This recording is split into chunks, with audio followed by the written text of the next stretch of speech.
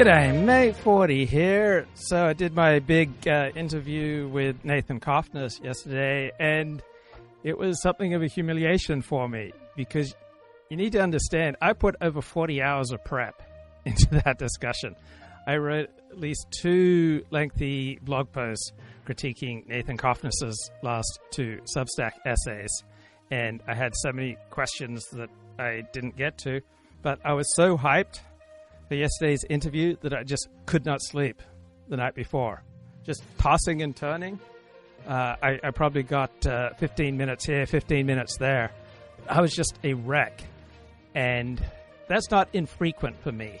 Probably on average, once a week or once every 2 weeks, I just get minimal sleep because I get so excited about ideas that they will just take over my mind often, and I'm restless, and I'm then wrecked when I can't sleep. And when I can't sleep, I have to reduce my bandwidth, right? I am much less able to respond nimbly to unexpected challenges. I just make my day as simple as possible. My judgment's impaired, and I was just an absolute wreck talking to Nathan yesterday. But right, you do the best you can, and I got to expand my views at length. If you want to read them, I guess I'll link to them in the show description. But Nathan has an interesting debate strategy, so it annoys me that I often see Nathan getting interrupted by the people that he's talking to, and it's like, Nathan, don't allow them to do this to you. But he has a rope-a-dope debate strategy, similar to what Muhammad Ali used in the George Foreman fight. And that is, he just allows the opponent to tire himself out, or the opponent to reveal himself in a way that's not terribly attractive. And so you see this with the Dave Green discussion over the weekend, where Dave Green I hadn't heard of him before, hadn't seen him before, didn't have any opinion about him before, but he was just so overbearing, so rude, so frequently interrupting Nathan. Well, Nathan holds frame, and Nathan comes off much better. And if you don't have an opinion either way about Dave Green, and then you watch him in his performance with Nathan last night, he does not come off well, right? He just allows Cofnas just allows Dave Green to reveal less compelling, less attractive side of himself. Let's play some excerpts from this discussion over the weekend. Dave Green, the distributist, with Nathan Cofnas. The economy like we did. Well, you think it's a bad thing that we became poor because because of NAFTA? Yes, I think it's a bad thing that we became poor. Yes, yeah, Nathan. It's a bad thing we became poor. Statement. And is a bad NAFTA, thing. So Dave Green takes it as obvious that the median American became poorer due to NAFTA. And it's annoying when someone takes it for granted that the only serious position is his position when the data are in fact quite complex. So the data suggest the opposite, that the average American became a little bit better off, but tens of millions of Americans were hurt by NAFTA. Tens of millions of Americans were benefited by NAFTA. And overall, evidence from economists suggests that Americans might be slightly better off. But I remember on Book Club with Kevin Michael Grace, he assigned this book by some National Review writer who had an incredibly long name. This National Review writer just stated that the only possible position on whether or not the Nazis were right-wing is that they were not. The only possible position is that they were left-wing. And this is a topic that's been studied exhaustively, and everyone with competence has recognized that the Nazis were a right-wing phenomenon, not a left-wing phenomenon. But to state that, this is the only possible position you can have when, in fact, the data point in the opposite direction, or if the data are mixed, it's disqualifying. Do you agree with that? Is it a bad thing that the median person, the median 30-year-old person in this country can't afford a house remotely near the place where he works? Hey, you got my friend Ricardo in the chat. He says, Nathan Cofnas has to be one of the worst possible choices for someone to obsess about. Just look at him. Just listen to him. Nathan Cofnas has an extremely impressive body of work, and so that you don't see Nathan Cofnas as an Adonis, right? That has nothing to do with the quality of his thought. Like, he could be in a wheelchair, he could have some horrible birth defect on his face, and that says nothing about the quality of his thought. Now, I do agree that physiognomy is often predictive, right? You often get a sense of someone by looking at their physiognomy. And so that this way of understanding life is often useful doesn't mean that it is universally applicable. And I think Nathan's body work stands for itself. Look, is that a hard statement for you to make? If you're making a factual claim, no, it's a moral. Look at the data. I'm asking you a moral claim. Okay, so Ricardo says, Nathan Cofnas says anti-Semitism is a subset of the anti-white narrative. Correct? Who is behind that anti-white narrative? It is overwhelmingly non-Jewish whites. So even Greg Johnson, editor of Countercurrents, points out that the idea of white standing out for white interests is much more acceptable to Orthodox Jews than it is to your average white person. Right? So the anti-white narrative is overwhelmingly pushed forward by non-Jewish whites. Is it bad if median people have a harder time affording houses? If the empirical claim were true, it would be better for people to be able to buy a house. Yeah, obviously. That's. Do you contest the empirical claim is true? Look, it's very difficult to make these. So Dave Green is upset that Nathan Cofnas doesn't immediately accept that the median American is obviously worse off due to NAFTA.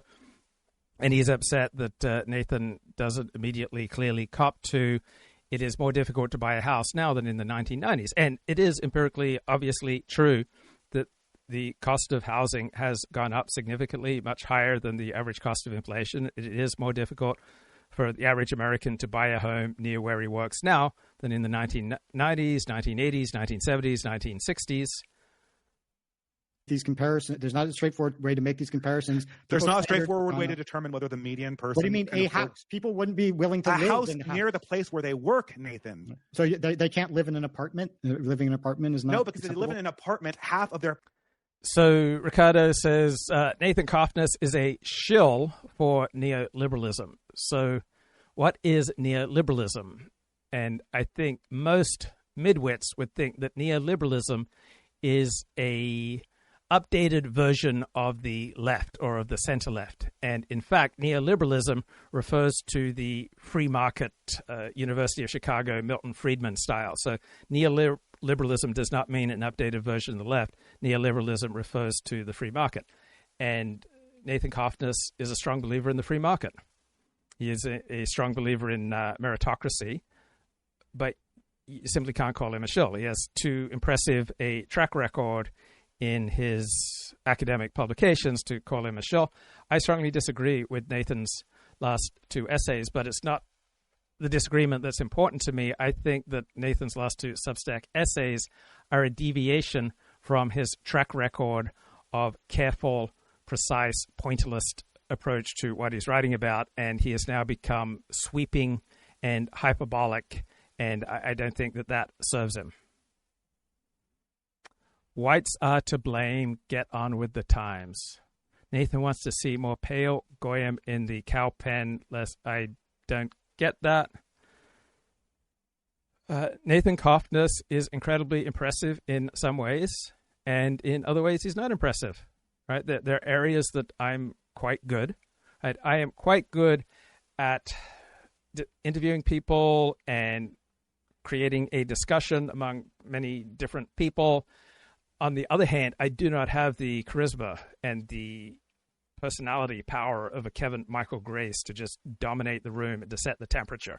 There are two types of radio broadcasters: those who note the temperature, which are people like me, and those who set the temperature, which are powerful personalities like a Donald Trump or a Kevin Michael Grace. Or more than half of their paycheck is going to be consumed in rent. You can if you live in a, do you not understand this? If you, I hope. Well, pause this. You don't. This is the problem, Nathan. Like, you talk about not speaking French. Like, you're blind. And Ricardo says Cofnas is basically high on his own supply. So I think Cofnas has done far better than most public intellectuals at navigating the perils and the challenges of the online personality. But unfortunately, to me, he is fixated on the idea that he should be able to earn a living from the selling of his ideas and his writing and his analysis. And that is the pitfall of optimists, the attempt to earn a living by the pen. Intellectual labor has almost never paid for itself. Intellectual labor is almost always subsidized, either by a university system or by patrons. So to set out to earn your living via Substack or Patreon is an incredibly perilous enterprise. And to try to surf the discourse to stay current and produce multiple Substack essays or live streams a week is going to come at a cost of quality. So I do not have Nathan's track record in academic publishing. So if I live stream every day, that is not coming at the cost of my stellar reputation for precise argumentation.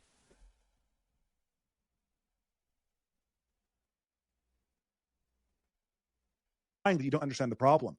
If you live like through your 30s in an apartment inside one of these major metropolitan areas like New York or San Francisco, like 60 or 7% of your paycheck goes to rent, which means that it does not go to your.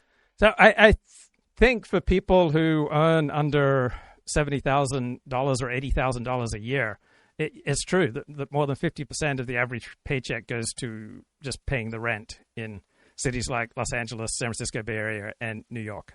Your wealth.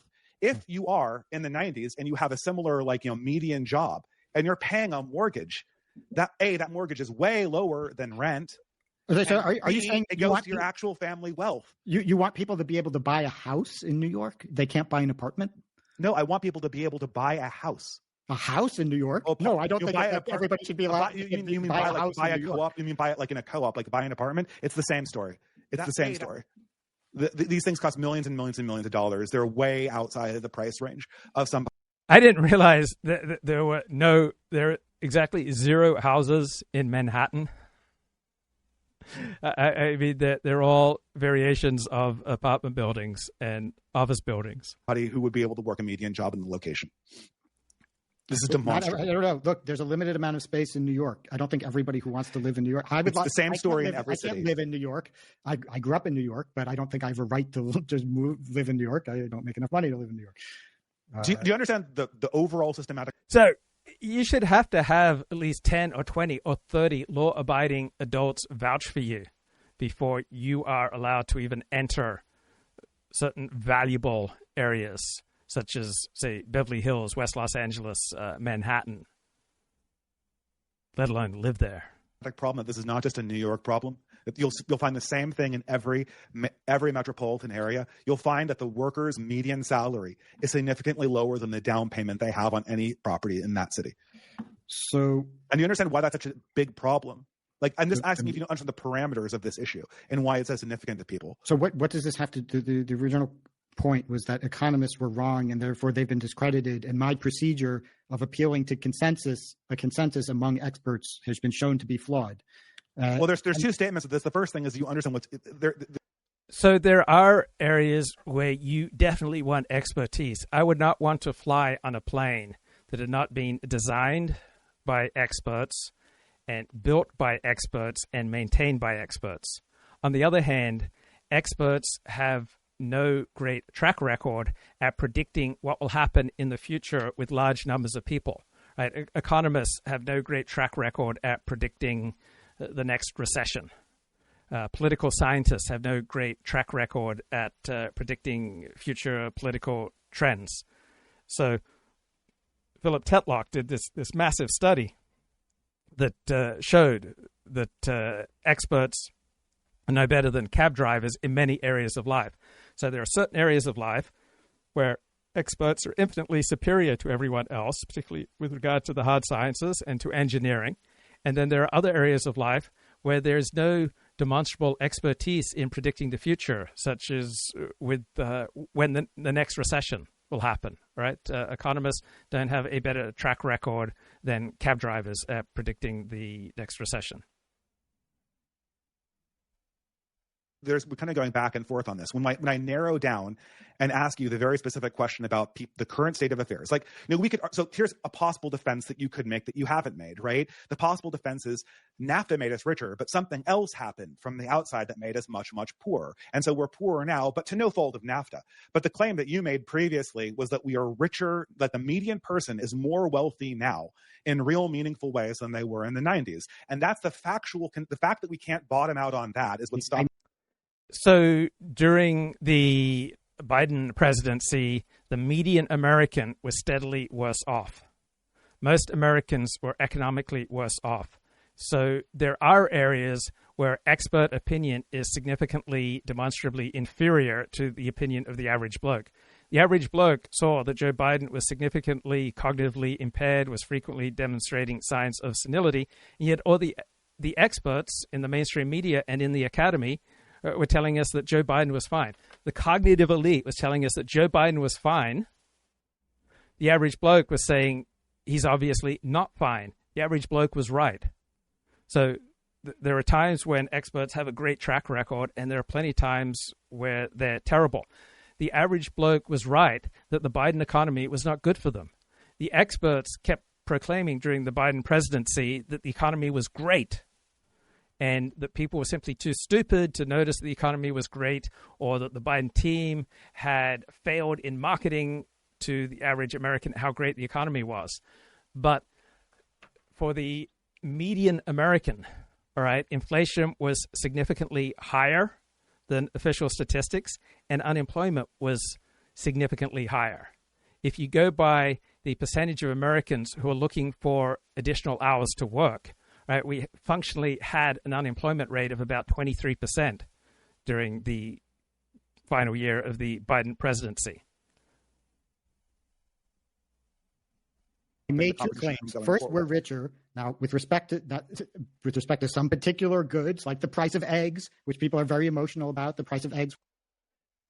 People aren't particularly emotional, I don't think, about the price of eggs. It's that this one thing, this one category exemplifies a problem that they have, right? For the median American, inflation was significantly worse than the official statistics, because on the bundle of goods that comprises official statistics about inflation, for the median American, they were having to spend a lot more money than official statistics showed, because they were primarily struggling with housing costs and healthcare costs and other costs that were not a struggle for people who are earning in six figures. So sometimes official statistics are a very close approximation of reality. For example, if we have statistics that are based on death certificates, every advanced economy takes death seriously, takes murder seriously, and pays attention to death certificates. So death certificate-based statistics are highly approximate to reality. On the other hand, proclamations about the number of people who die from the flu each year are not based on death certificates, right? They are in part propaganda and the other part just guesswork. Now, the same government agency releases both statistics, the Centers for Disease Control. But one set of statistics is a very close approximation of reality, and another set of statistics bears not much relationship to reality. This went up. Yes, we're paying more relative to 3 years ago or the 90s. Remember, the comparisons to the 90s, not to 4 or 5 years ago. Okay. The 90s. Now, I said that on the whole, we're better. Our standards have gone way up. We wouldn't be willing. Most people, the median person today wouldn't be. So given that there are whole vast areas where experts have no expertise in predicting the future, right, we shouldn't be surprised that there's virtually no way to predictably earn a living in giving your expertise where there is no effective cash value for that expertise. Be willing to live in the median apartment of 1970. House. But 90s, I said 90s. 90s, 70s. Yes. But I said that there is, to the extent that there's a housing shortage, and in many places there is a housing shortage, It's because of state regulation where you're not allowed to build houses. Right. So the more regulated the building situation, right? So in California, it's quite difficult to build new houses that will dramatically drive up the cost of housing, as opposed to Texas and the red states, which tend to be less regulated. So there is a greater abundance of housing, and it's easier to get married and to raise kids because housing prices are less formidable in general in red states rather than blue states. And this is certainly... That's partially true. Partially true. This is, well, you must know that there are very strict laws about building houses in California. No, I'm not contesting the fact that regulation contributes to it. And that has nothing to do with NAFTA. Okay, fair enough. That would be the second. I said that stronger point. Ago. So you agree that the people are poorer now than they were in the 90s, but it was just no. I don't agree. I said. There is not definitive evidence that people are poorer now than in the 1990s, right? There's not definitive evidence that NAFTA has made the median American poorer. There is definitive evidence that NAFTA has had a negative effect on tens of millions of Americans, right? Vast swaths of the American workforce have been devastated by NAFTA. On the other hand, other people are able to buy more cheap goods and appear to be better off. So we're trying to bottom out on the reality of the median person's life before we determine what causes it. Do you see how that's working? Like before we determine whether something else caused it, we have to figure out whether this is something that's actually happening. Okay, if the median person is richer, we could go through all the data, but my point about expertise and the consensus of experts. Okay, I'll say this very clearly, Nathan. If the consensus of experts tells me that the median person has it better now than they did in the 90s, then I'm not going to believe the expert consensus when it comes to tariffs. It's that simple. I can see demonstrably through numbers that I have seen and through just looking around. I know that's not scientific, but I can see through statistics and numbers. Right. This is very unimpressive reasoning by Dave Green, not presenting any sort of empirical evidence, just making a bunch of assertions. It kind of reminds me of Z-Man's method of argumentation, which is the opposite of Steve Saylor or Jared Taylor or Charles Murray, who usually very carefully argue their case. And this conforms to almost everyone's experience, which helps, even though it's not scientific, that the standard of living is much worse than it was in the 90s. So if the consensus of experts is telling me that we're richer now than we were in 1999, that like the median on the median person's experience, then and that's a verifiable fact because that has hard numbers. What's happening right now? That's a historical question. If I cannot trust the experts when it comes to discerning a verifiable historical fact, then why should I trust those experts when they give me a projection about what will happen 30 years in the future? I mean, the economists were right, and they're right about the tariffs too, and so you'll see them being right again. So you can just wait. The economists were right about what statement? The economists were free right trade promoted the relationship between free trade and economic prosperity is as well established as anything can be in social science. There's a consensus among economists that tariffs are bad and free trade is good. I work in machine learning. Okay, so this is how I do things. Okay, so let's say I have a system that's making predictions about the future, and I want to test that system. And I want to make sure that's A, accurate, and B, not lying to me. Machines don't lie. Well, maybe LLMs do, but machines tend to not lie. Let's say I want to make sure it's not systematically biased. What I do with this machine, and this machine is called the expert consensus on economics, right? What I do to test this machine as an expert in machine learning is I take a problem that I know is in the country, and per capita, what's the denominator now? The denominator is per capita. Right, so this is just hectoring. People. So I was correct when I gave the definition. So the number of dollars. It's not the number of dollars. It's the dollars that are. It's measured in terms of dollars spent in the country. So Ricardo adds the standard of living has obviously fallen. Just listen to all the different languages that you're forced to listen to at your local mall. So GDP is a very rough approximation of wealth. It's a very flawed approximation of wealth.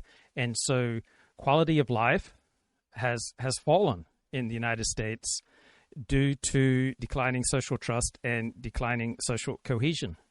Right? You go to a country like Australia or to many parts of Europe or to Japan, and you notice the average person in that country has a much higher quality of life than the average person in this country, because they have much more social trust and social cohesion, and public spaces are much safer. Measured by the government's records.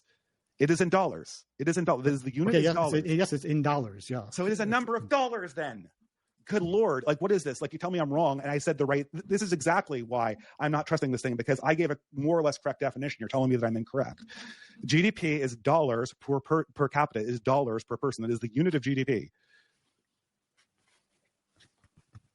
Okay, great. Okay, so you think that the GDP per capita is a measure of median wealth? It is not. I didn't say that.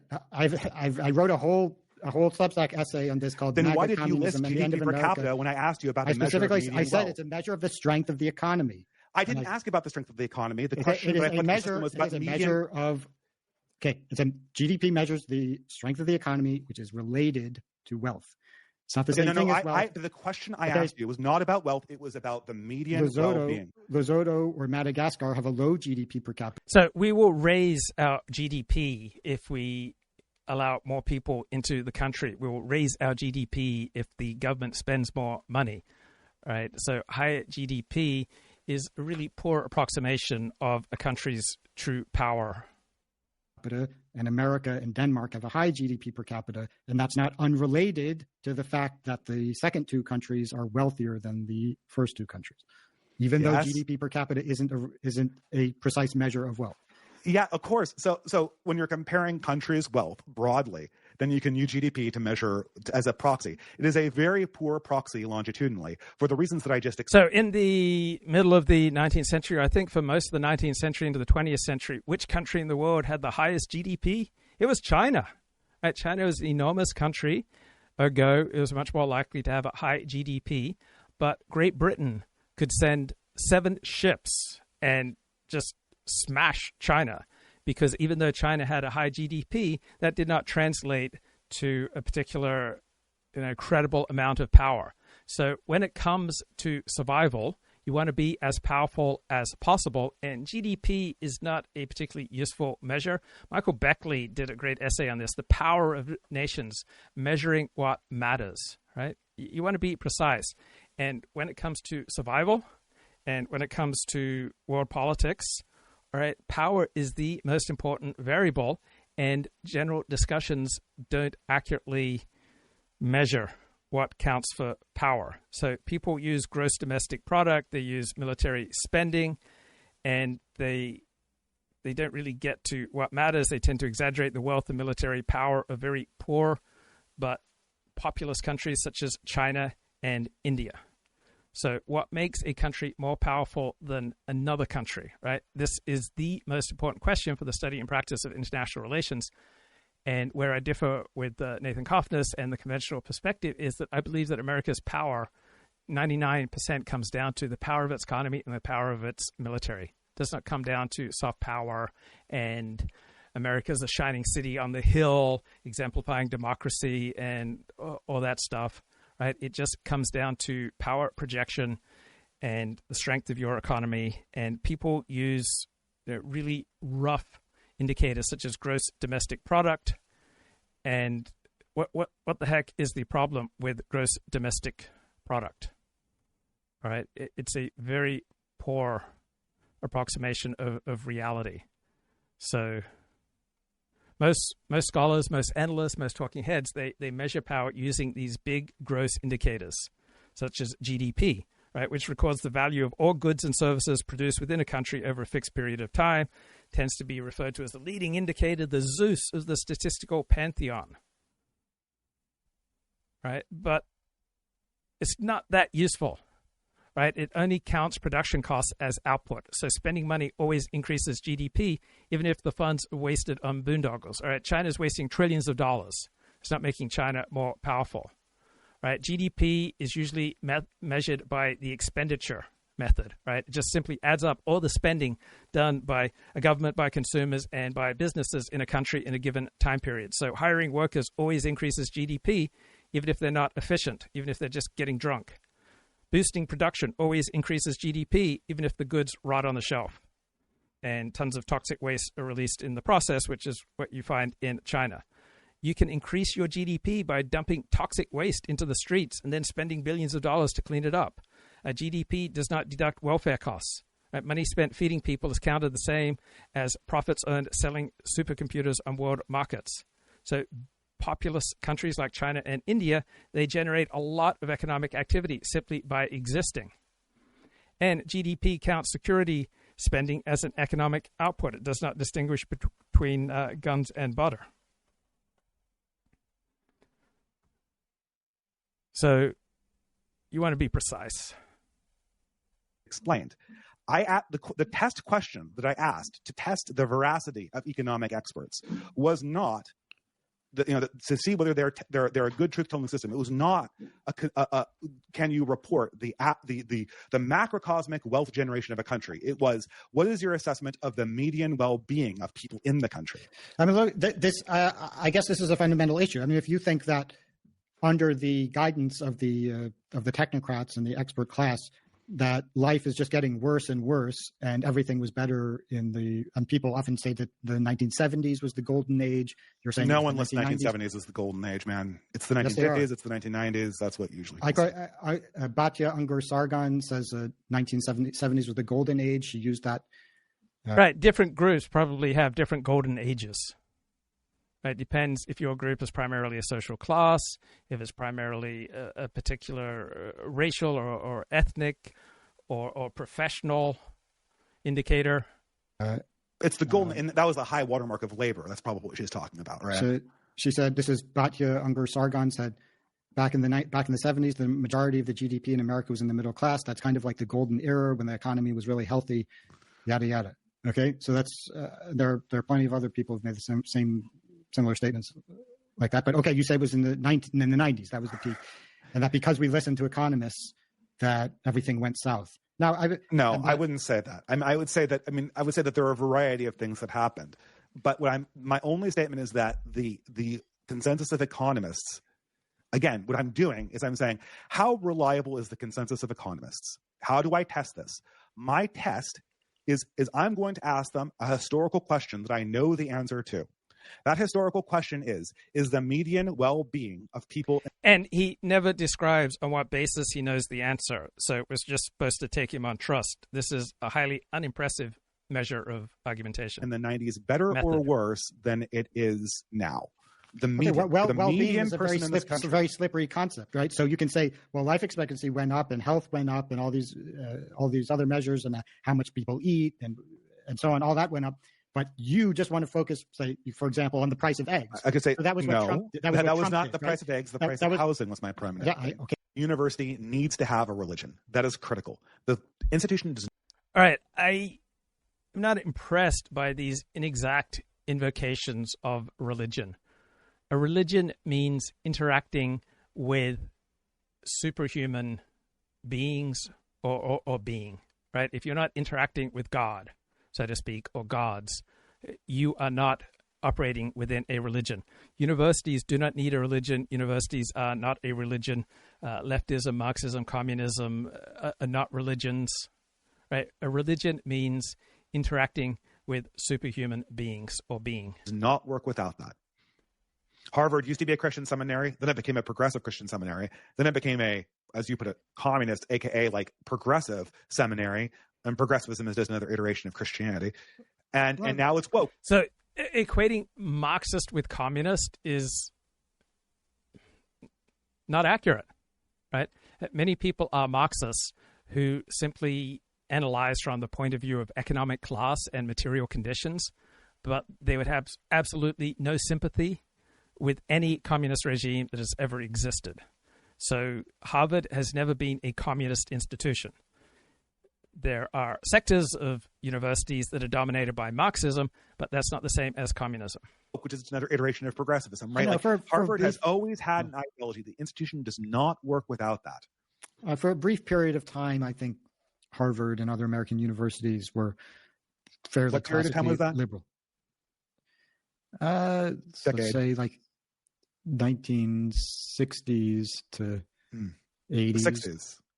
Universities are diverse and enormous places, right? Even today, there are parts of universities that are doing valuable work, other parts of the university that are useless, other parts of the university that are probably antisocial. 60s, 70s, and 80s.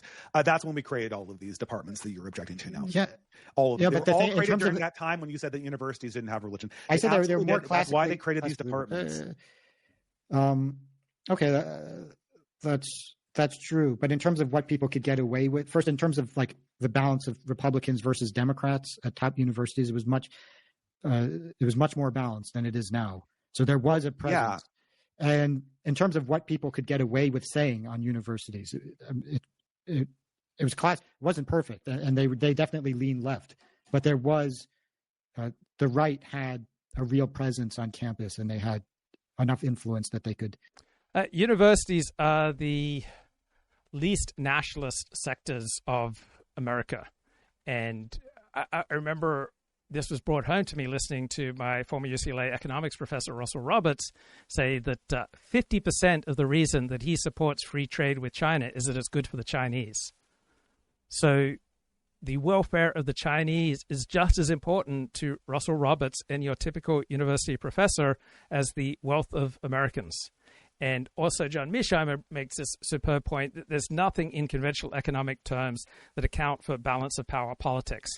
And trade shifts the balance of power. And the best way for a nation to survive and to thrive is to preserve as much power vis-a-vis its rivals as possible. But economics does not take into consideration balance of power politics, and it does not tend to have an orientation towards the national interest.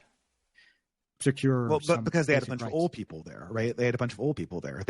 The conservative presence at Harvard were all of the old school people that still held the older version of the ideology, and the ideology was moving forward. Right. So now, currently, 2.9% of Harvard faculty identify as conservative, and I'm sure they're all like old. They're all old. I lived in Princeton. I lived in Princeton. I went to church and I sat right next to Robert P. George. Right. That is like, he's like the conservative guy at Princeton, right? But it's one guy, and he's like in his late 60s, early 70s. So I believe Dave Green is a Christian. Right. This is, or maybe he looks older than he actually is. But like these are the old guys. The old guys are the conservatives because they don't hire new people, right? And during the golden age that we're talking about during the 70s, that's when they created all of the woke stuff comes from the 70s. It was all created during this golden age. So the golden age. It wasn't my chart, but it was golden. I'll say it was golden relative to what it became, which is, I mean, there were whatever it was, like 1 out of 3 faculty were conservatives. Elliot Blatt is making some terrific points in the chat. He notes that economic arguments are often messy, right? You can cherry pick certain metrics to bolster a point of view that you're advancing. High housing prices can be used as evidence of a strong economy or as evidence of a weak economy, right? High asset prices, high housing prices tend to be great for older people and terrible for young people. So I guess, Dave Green is a trad Catholic. Or Republicans. I mean, it's, and now it's, Republicans are outnumbered at some places like 120 to 1 or 40 to 1. But it's obvious why. Like, you can't get. So there's a title of a book that I think is important for would-be professional intellectuals, and that is real artists have day jobs, and real intellectuals should have a day job. T.S. Eliot, I believe, was a banking executive. The American poet Wallace Stevens was a vice president of an insurance company. Right? Get a day job, and then do quality work in your spare time, rather than trying to compete to earn a living with your opinions, which will tend to reduce you to surfing the discourse. Get into universities unless you're a progressive. Like, you can't get onto tenure. Yep, that's right. Oh, but how do you fix the problem then? Certainly not by entering in universities. Well, so I say there has to be a hereditarianism, and acceptance of hereditarianism has to be a part of an intellectual movement on the right that can actually compete for the elites. But otherwise, the only thing that we can do, if we don't have hereditarianism, the only thing we can do is what Trump is doing, is just try to destroy the universities. That is the only thing you can do. What is hereditarianism going to accomplish? They'll admit it behind closed doors, and then publicly they'll profess they love diversity. That would take all the wind out of the sails of of the woke. Why? That is the source of their moral energy.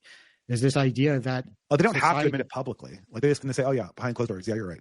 But even if it's behind diversity. closed doors, the moral passion of the Zoomers and millennials stemmed from their belief that somebody from the Congo and somebody from Korea are born on average exactly the same, and it's just environmental forces that have caused one country to be, different from the other. And so you must have tried this though, Nathan, right? You must have. I mean, I certainly tried this. You go to one of these Zoomers and show them, like Nicholas. Right. Hitler was homeless for years. He floundered when he tried to make a living as an artist, and then he got into politics as a side hustle. That worked out better for him for a while.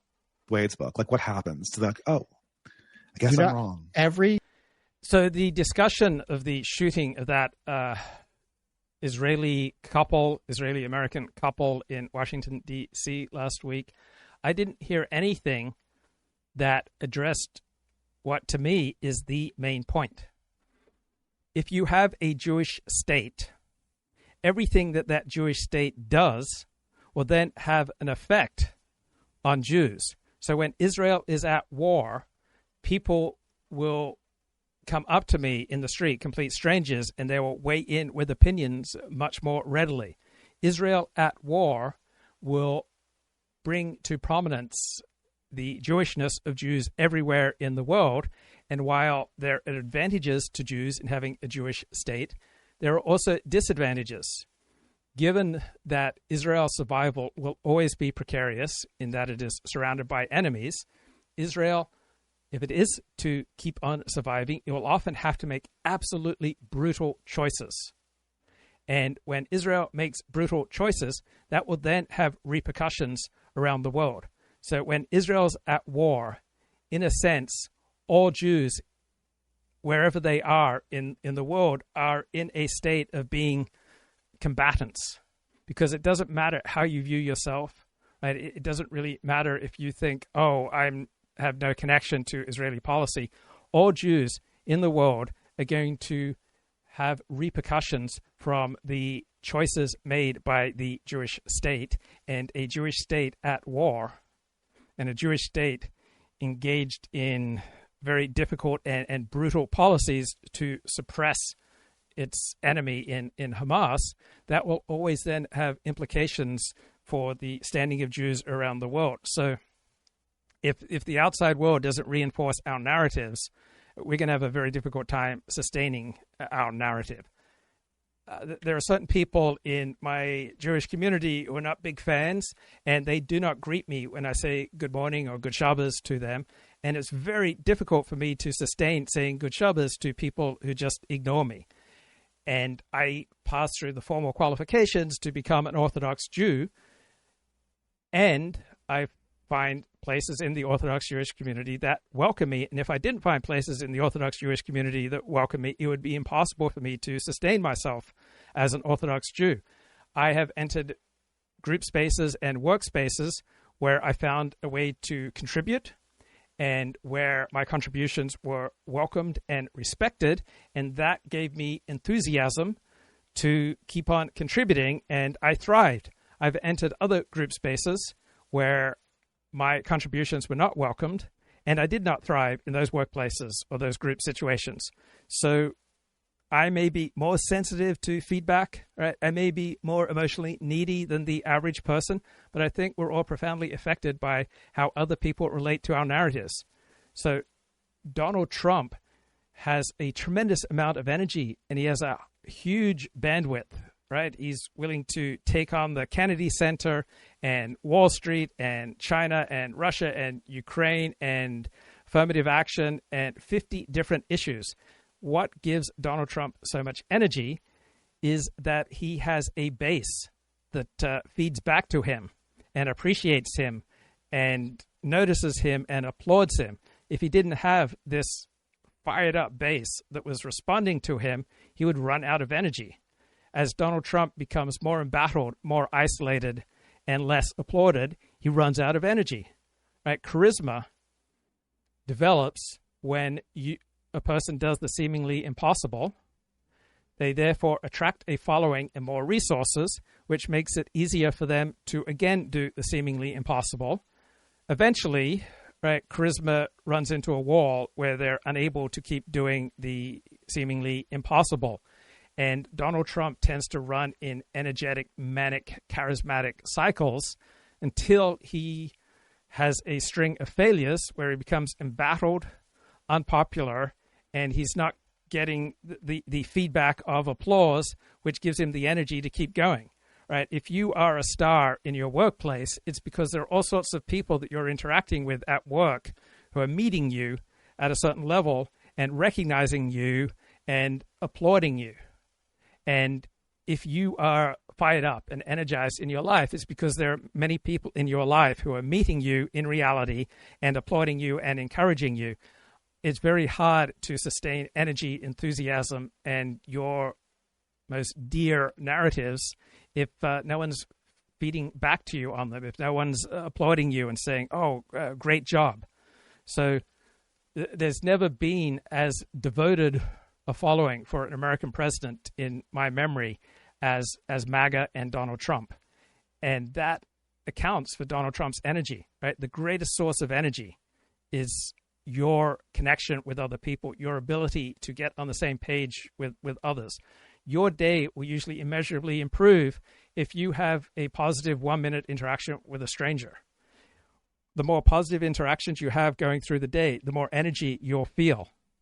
On the other hand, when you get humiliated, when you realize that you're completely out of touch with reality, when you're not meeting people where they are at and they are dismissing you, denying your narrative, you will run out of energy and steam and enthusiasm and strength very quickly, right? Our greatest source of strength is the quality of our bonds with other people. Virtually every Zoomer, maybe literally every Zoomer on the right that I ever met is full-blown hereditarian. It's common knowledge among Zoomers on the right, though, right? Yeah, but that wouldn't have been true of millennials, of older millennials. Yeah, that's an important point. Here is Tim Dillon. Consumed much of her content. My godson, who is 4, I don't think is a Miss Rachel fan either. I don't know. I don't know what he watches, but I don't think it's Miss Rachel. I don't know what's going on in that household, to be quite honest. But Miss Rachel has come under fire recently because she does content for children. Singing songs, things like that for kids. And Miss Rachel has come under fire because she's spoken out for the children of Gaza who are being starved to death and killed, bombed and stuff. And Miss Rachel, something's wrong with her, this woman. I think I don't know what's wrong with her. She's like mad at this. What? So Miss Rachel, yeah, I know. So this woman is like, doesn't understand like why all these kids in Gaza like do have to go, like all of them. She doesn't get it. She didn't get the memo that like these are not blameless children. They are part of a very, very dangerous terrorist organization. And they have to be, and I mean, there's people that are coming out saying this, by the way. Dr. Einat Wolf is out going, the Hamas represents the genuine desires of the Palestinian people. Another guy just came out, and we'll play him later, saying that, like, hey, there's not really anybody innocent over there. There's no such thing as innocent people. And so, and of course, so it's odd to me that Miss Rachel is not figuring this out. She's like just looking at these kids and going, why do we keep killing these kids? And there's a good there's always a good reason for children being killed. Oh, literally always. And it bothers me when people make it simple. Like people make it really simple, and it's like the world is not that simple. When I see a child being killed, the first thing I do is step back and take a moment. I take a moment and I think about history, and I think about the layers and the complexity, the ins and the outs, and that's what I do. Miss Rachel, this dumb bitch, by the way, she sees a kid being killed, and he's like, stop it, stop killing that kid. And I'm like, wait a minute, why don't you read a book? How about some study? When I see a kid being killed, I immediately open a book, and I begin to read the book, and I'll find the answer. I don't know where, chapter 3, maybe chapter 12, but I will keep reading the book. I do a lot of this when I see a kid being killed. I do a lot of this. I do a lot of, interesting. What is happening? What is this? So she is, understandably ignorant of the need to, there's always a reason. We're not just running around killing kids unless it's a necessary thing to be done. Right? I mean, duh. So this whack job, okay, to make some political point, I don't want to see politics when I'm watching a children's show. Now, Miss Rachel is politicizing her children's show with Hamas propaganda. Let's take a look. And by the way, this is not for the faint of heart. I'm telling you right now, I watched this. I was in disbelief at how sick it is. I was in literal disbelief. This is one of the sickest and most insane things I've seen in my life. This is an American mother engaging in Hamas propaganda with a member of Hamas. She brought a member of Hamas on her show. Let's take a look. See if we can get a little volume there. The bunny sleeping till it's nearly noon. Shall we wake them with a merry tune? They're so still, are they ill? Disgusting. Wake up soon. Pretend to sleep. Wake up, little bunnies. Skip, little bunny, skip, skip, skip. Skip, little bunny, skip, skip. Skip, little bunny, skip, skip, skip, skip, skip. Let's stop. Let's hop again. Hop, little bunnies, hop, hop, hop. Hop, little bunnies, hop, hop, hop. This is Hamas propaganda. Let's stop this for a minute because this is insane. It is propaganda. Miss Rachel, with the a girl who lost both of her legs in Gaza. And again, you might think that's wrong. You might think that's wrong from the comfort of your house. You might not understand why it's right. Because, as Douglas Murray would say, you're in the comfort of your home. You're in the comfort of your home. People in the Western world, in your cul-de-sacs and your suburbs, don't understand why that girl's legs needed to be off her body. You understand that? Maybe you're confused. You better get the memo. You better get the program as to why that she needs to have no legs. But you'd understand that if you weren't so goddamn soft. See, everyone in the West is soft. And they can't understand why we got to kill children. They don't get it because they're too comfortable with their Chipotle bowls and their fucking, I don't know, whatever else they got. They're fucking, I'm trying to, here's the thing. I'm trying to think of like a regular mid-sized car, but I haven't had one in so long. So I'm trying to think, a Kia with your Kias. That's one of them, right? Yeah. The point is, everybody in our country is soft and doesn't get her out of here. Get this propaganda out of here, this Hamas propaganda. Elon Musk is out of the White House. I told you it was going to happen. I said it was going to happen. You doubted me. You yelled and screamed at me. The Doge era kind of ended. Elon Musk said, I'm going to save all this money. He said, I'm going to save $2 trillion. I don't know what they saved. A couple of pens. I don't know what kind of spending they even got to. To fight back against the forces that are trying to tear them apart. And actually, it's why our country exists. So before you get on your moral high horse, I want you to watch this. It makes me tear up. It's beautiful. From CBS Sunday Morning. Antonio, a mother, is charged with providing her son the means to carry out an attack on his middle school, and now both are facing terrorism charges. Janet Shamlian has the story. Details are disturbing. Parents at San Antonio's Rhodes Middle School are asking why Ashley Rosalindo Pardo would allegedly provide her son with Freeze frame on this. Freeze frame on this. I'm not going to have this mother attacked. No, I won't do it. I'm not going to have this mother attacked. Mother is the most sacred and precious thing on earth, the mother. Okay? I'm not going to have this woman attacked. She is a mother. And I'm not going to have her attacked. And I'm not going to automatically assume, because her face is covered in tattoos and teardrops, that she's some type of criminal. I'm not going to assume because she has purple hair and what may be considered gang tattoos on her neck that she's a criminal. And I want everyone to give this mother the benefit of the doubt. I haven't even heard the details of the case, but off this photo, hello, Your Honor, the jury's reached a verdict and it's innocent. To carry out a potential lethal attack on his classmates.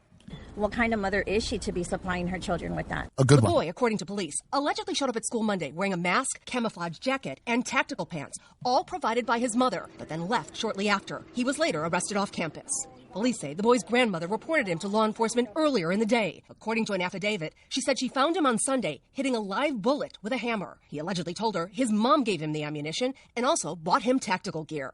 Investigators say before leaving for school, the child told his grandmother he was going to be famous. Later that morning, she alleges she searched his room, finding ammunition and an improvised explosive device wrapped with duct tape that referenced the 2019 New Zealand mosque shooting. Police say they've been aware of the boy since January, when school staff caught him with drawings that included a map of the school labeled suicide route. But when investigators questioned his mother, according to the affidavit, she did not feel concerned for his behavior, later admitting she purchased her son's supplies, including ammo, in exchange for babysitting his younger siblings. Of course. Jail records indicate Pardo was released Tuesday on a bond of $75,000. For CBS Mornings, all right. I'm Janet Shamlian.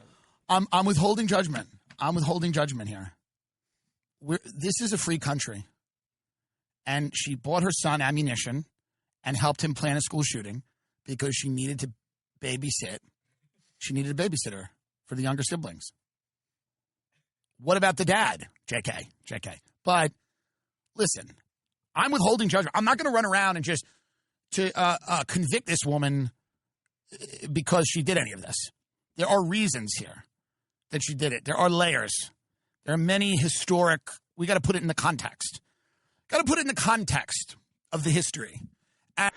Okay, those were some pretty funny Tim Dillon segments. So, do we need to give more deference to experts? Should we have more experts around on podcasts? This is a discussion between Bo Weingart and Noah Carl. This debate on the right about experts, which has been raging for some time. It took center stage during the COVID pandemic and then kind of died down a bit and has now been reignited. Yeah, and certainly in the United States with the MAGA movement, certainly hostile to at least status quo experts. And let's bring Michael back onto the show. What's going on, Michael? Hey, 40 boy, how are you? I'm good. I'm blessed. So I would like to discuss this Jake Tapper story. I know it's kind of old news right now, but, it was news this week, right? And we're classicists here. All right, there's no such thing as old news because we live in the world of Greco-Roman civilization. Right? No one is more Greco and Roman than us. Yes. And I have to admit, I'm someone that gets caught up in the news. I find it interesting. And then, like everybody else, I kind of move on to the next thing and forget about it. But in the moment, I get quite absorbed by it. So I heard you discussing Jake Tapper on Thursday or Wednesday of last week, and I agree with your take that he has taken on a humble tone because he was forced to do so, right? Yes. He hired an emergency publicist. They're not called publicists. They're emergency specialists, and he was trained in certain talking points such as humility, because the initial talking points from his team was that he was a courageous truth seeker all along. But that didn't work. He got humiliated by reality, and so he was trained to say, I'm humbled. Yes. And, that's just the baseline is that the whole situation is very funny. It's like he wrote a book uncovering the mental decline of Biden and the cover-up, and he was part of the cover-up. So just baseline, very ironic, very rich with humor. But to your point, and I agree with your point, but imagine like an adolescent gets in some kind of conflict with someone at school, and his mom says, you need to say sorry. And so the kid goes, okay, like, I'm sorry. And you can say, well, that apology, in my opinion, is not 100% genuine. But on the other hand, it's like at least the kid had the moral sense that he has stepped out of line and now he's done the right thing and he said sorry. So do you take it at face value or do you question the kid's motives when he says sorry? Most people just take it at face value because it's just simply easier. Right. It's easier, but it's also just, I believe that when someone's in kind of like a defensive crouch and they're saying sorry and they're saying, I'm being humble, like he's self-identifying, I'm humble. So he is, by definition, he's been humbled because he's literally saying that I'm humble.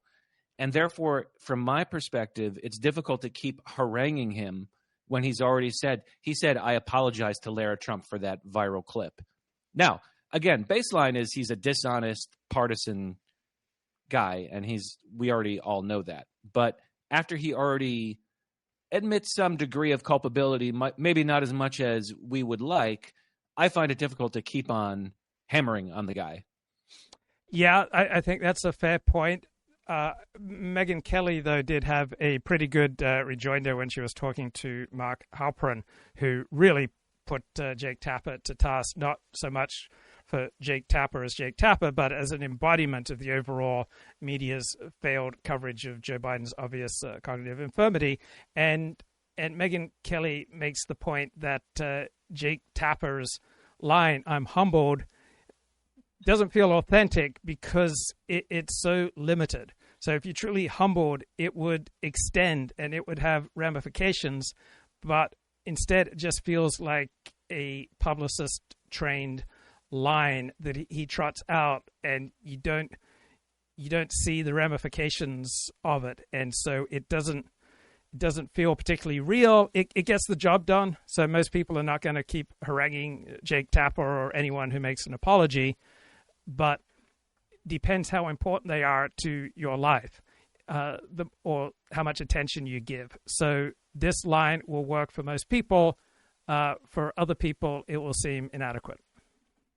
Well, I think the ramifications are basically a kind of public humiliation that he's become like the meme for liberal hypocrisy. And he's clearly seen that blowback on social media, which is like a beautiful thing. So I kind of feel like the point has been made and he's received the point and he's expressed some degree of contrition. And as to Megyn Kelly, I watched that interview and I just felt like it was a little bit over the top. And, you know, Megyn does a good job. She was very prepared, and I'm sure she did a better job than I could have because she was just like in command of all the facts and whatnot. But I almost came away with that from that interview, like sympathetic to Jake Tapper, and which is, you know, a very ironic place if you got me there because as I said, he just presented himself as soft-spoken and humble, and he didn't try to argue. And she really came in there with like a sledgehammer. That's kind of her style, right?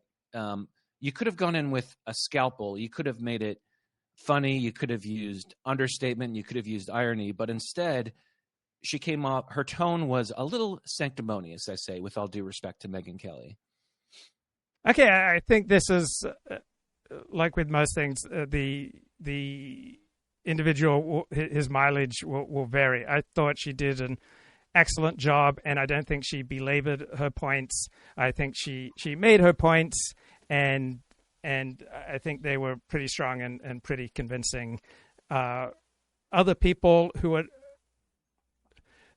perhaps not as informed. See, he didn't initially go with the humble route. His book is not an example of the humble route. He tried to pull off that he was always a courageous truth teller. And his book does not acknowledge how he covered up Joe Biden's obvious cognitive decline. He's only being dragged into the humble route, kicking and screaming. And so he tried to pull off a false front for as long as possible. And then only when he was repeatedly humiliated was he dragged kicking and screaming into I'm humble. But his embodiment of I'm humble doesn't seem authentic because it just seems so limited. It just feels like a line he trots out, and then some people will have your reaction and others won't. Pass. Well, of course he's not going to admit his culpability, because how would that even work? Like a forward to the book, by the way, I'm a complete hypocrite and I'm not the guy that should be writing this.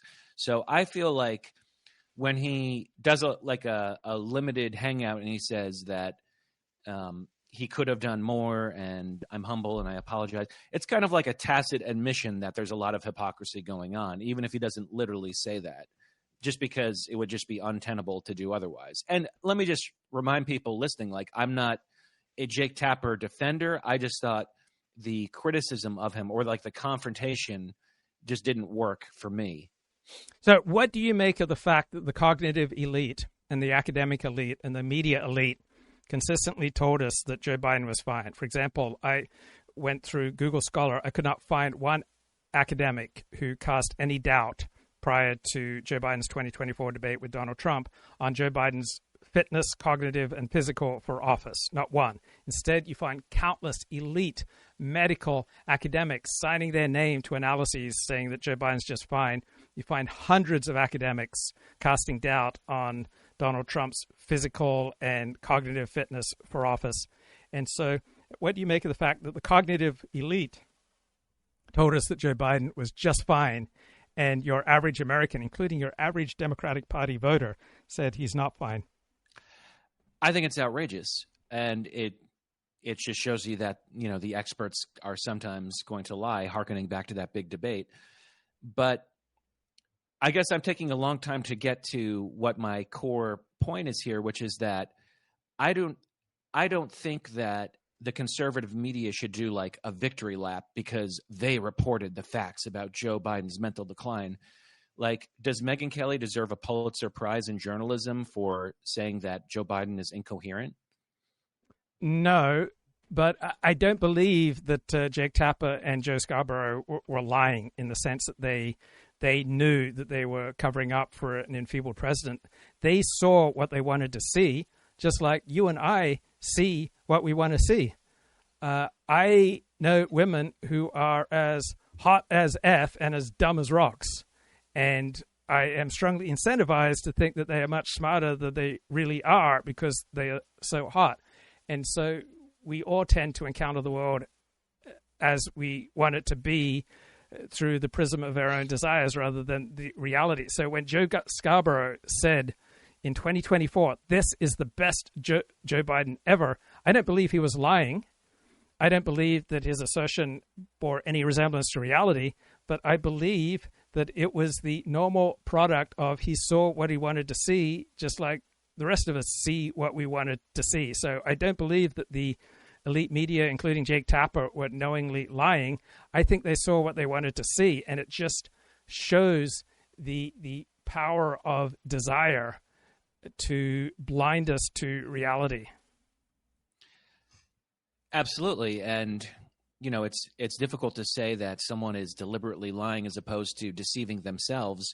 And, you know, that's something I talked about in my channel too. I talked about Jake Tapper and I talked about Scarborough. Joe Scarborough, when you compare the two, I mean, at least Jake Tapper has expressed some self-awareness, even if you say that he's been kind of obligated to do so. Scarborough continues to maintain that, like, he had it right. Although I guess after the debate he changed his mind, but he's not backing down at all. But again, getting back to conservative media, like, and let me repeat, I like Megyn Kelly, but basically what she said to Jake Tapper at one point said something like a throwaway line, like, well, you know, if we stick to the facts, then, and you have no idea what he was going to say, but she just jumped in right there and she said, I have stuck to the facts on my show, unlike you. So again, very sanctimonious and probably true, but I've learned as a host to interrupt people when they say again, because we don't need to repeat the point. So conservative media, I think, deserve a victory lap in that they were correct that Joe Biden was enfeebled and cognitively not all there. They didn't do groundbreaking Pulitzer Prize-winning reportage. They simply remarked on that which was obvious. Now, it's also equally obvious that different groups have different gifts, and that's not something that most of the conservative media will admit, even though it's as blindingly obvious as Joe Biden's senility.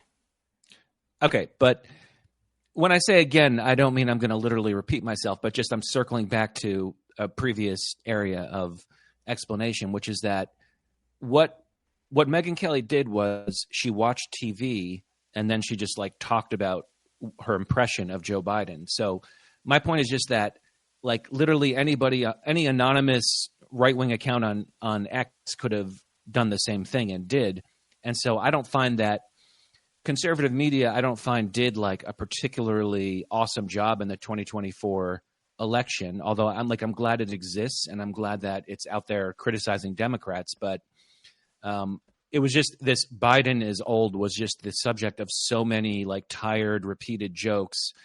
And then when you really like look into the content of conservative media, the way that they criticized Joe Biden was like, oh, he's not being tough enough on Russia, or he's not being like tough enough on the Gaza situation, or he needs to get it was like basically just doubling down on like neocon neoliberal talking points. That's why I find it kind of irritating that they want to feel vindicated because they made the most obvious point by literally just watching TV and saying, oh, he sounds old. Well, sometimes saying the most obvious point is an incredible act of courage. You will have a very painful life if you say a lot of very obvious points about reality. You will be fired from your prestigious job. You will be isolated. Only one woman in 1,000 is likely to stick by you if you simply remark on things that are just blindingly obvious. So to the extent that the conservative media noticed and remarked accurately and honestly that Joe Biden was not fit for office, he was not fit for office in 2020 or 2019. From 2017 onward, it was publicly obvious that Joe Biden was not fit for any office of responsibility. No corporation would have chosen a Joe Biden type of person with that obvious periodic senility to lead them.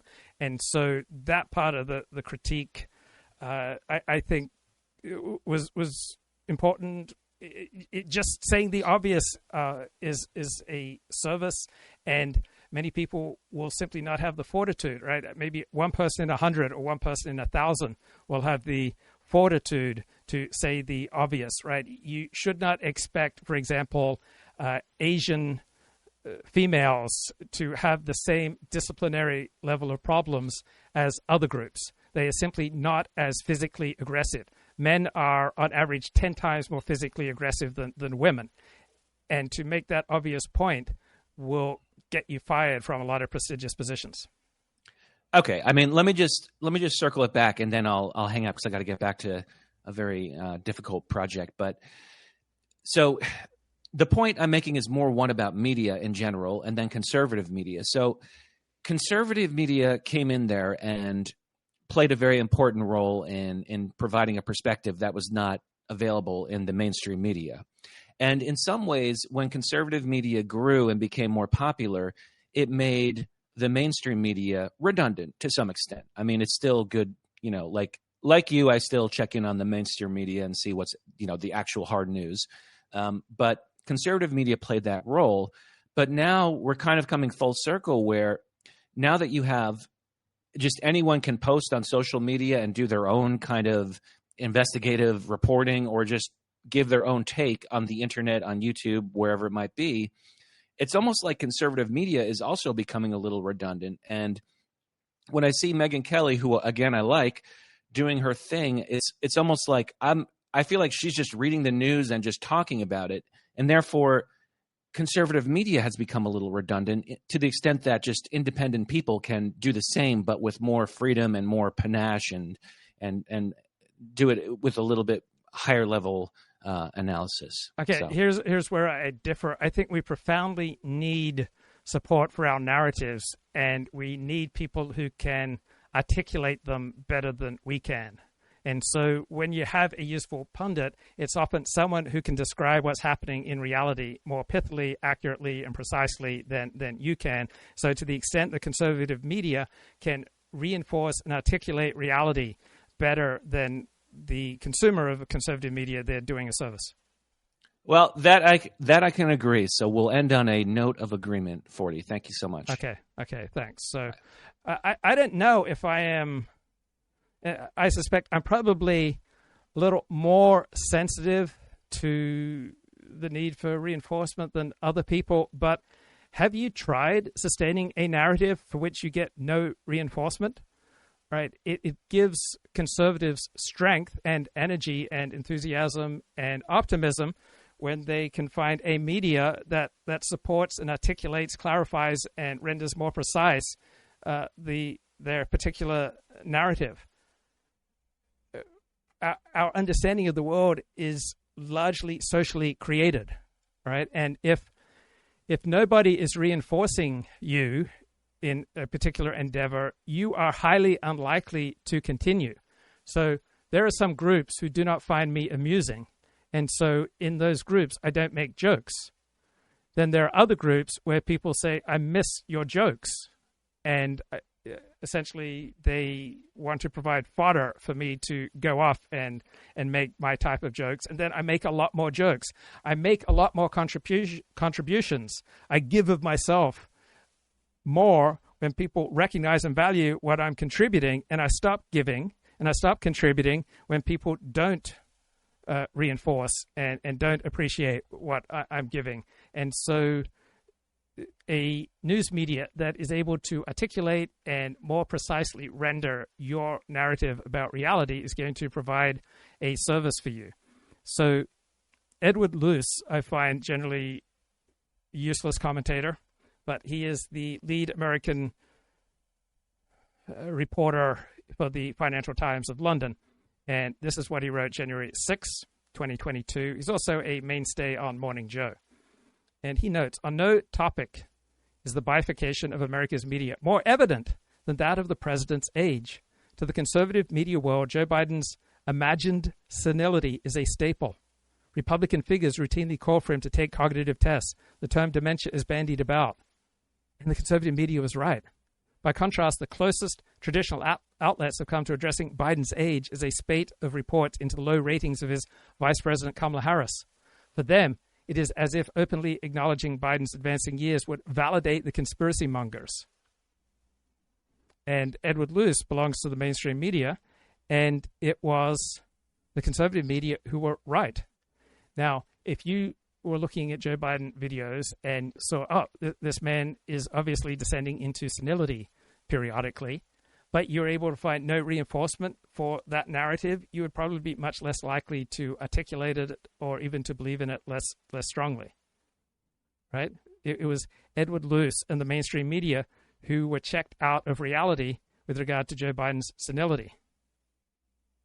And now it's Edward Luce who's been making the rounds, including on the Elite Morning Joe TV show, pronouncing on the Joe Biden senility story without admitting how wrong he was. And that's the precise angle that Jake Tapper tried to take until he could not do it any longer.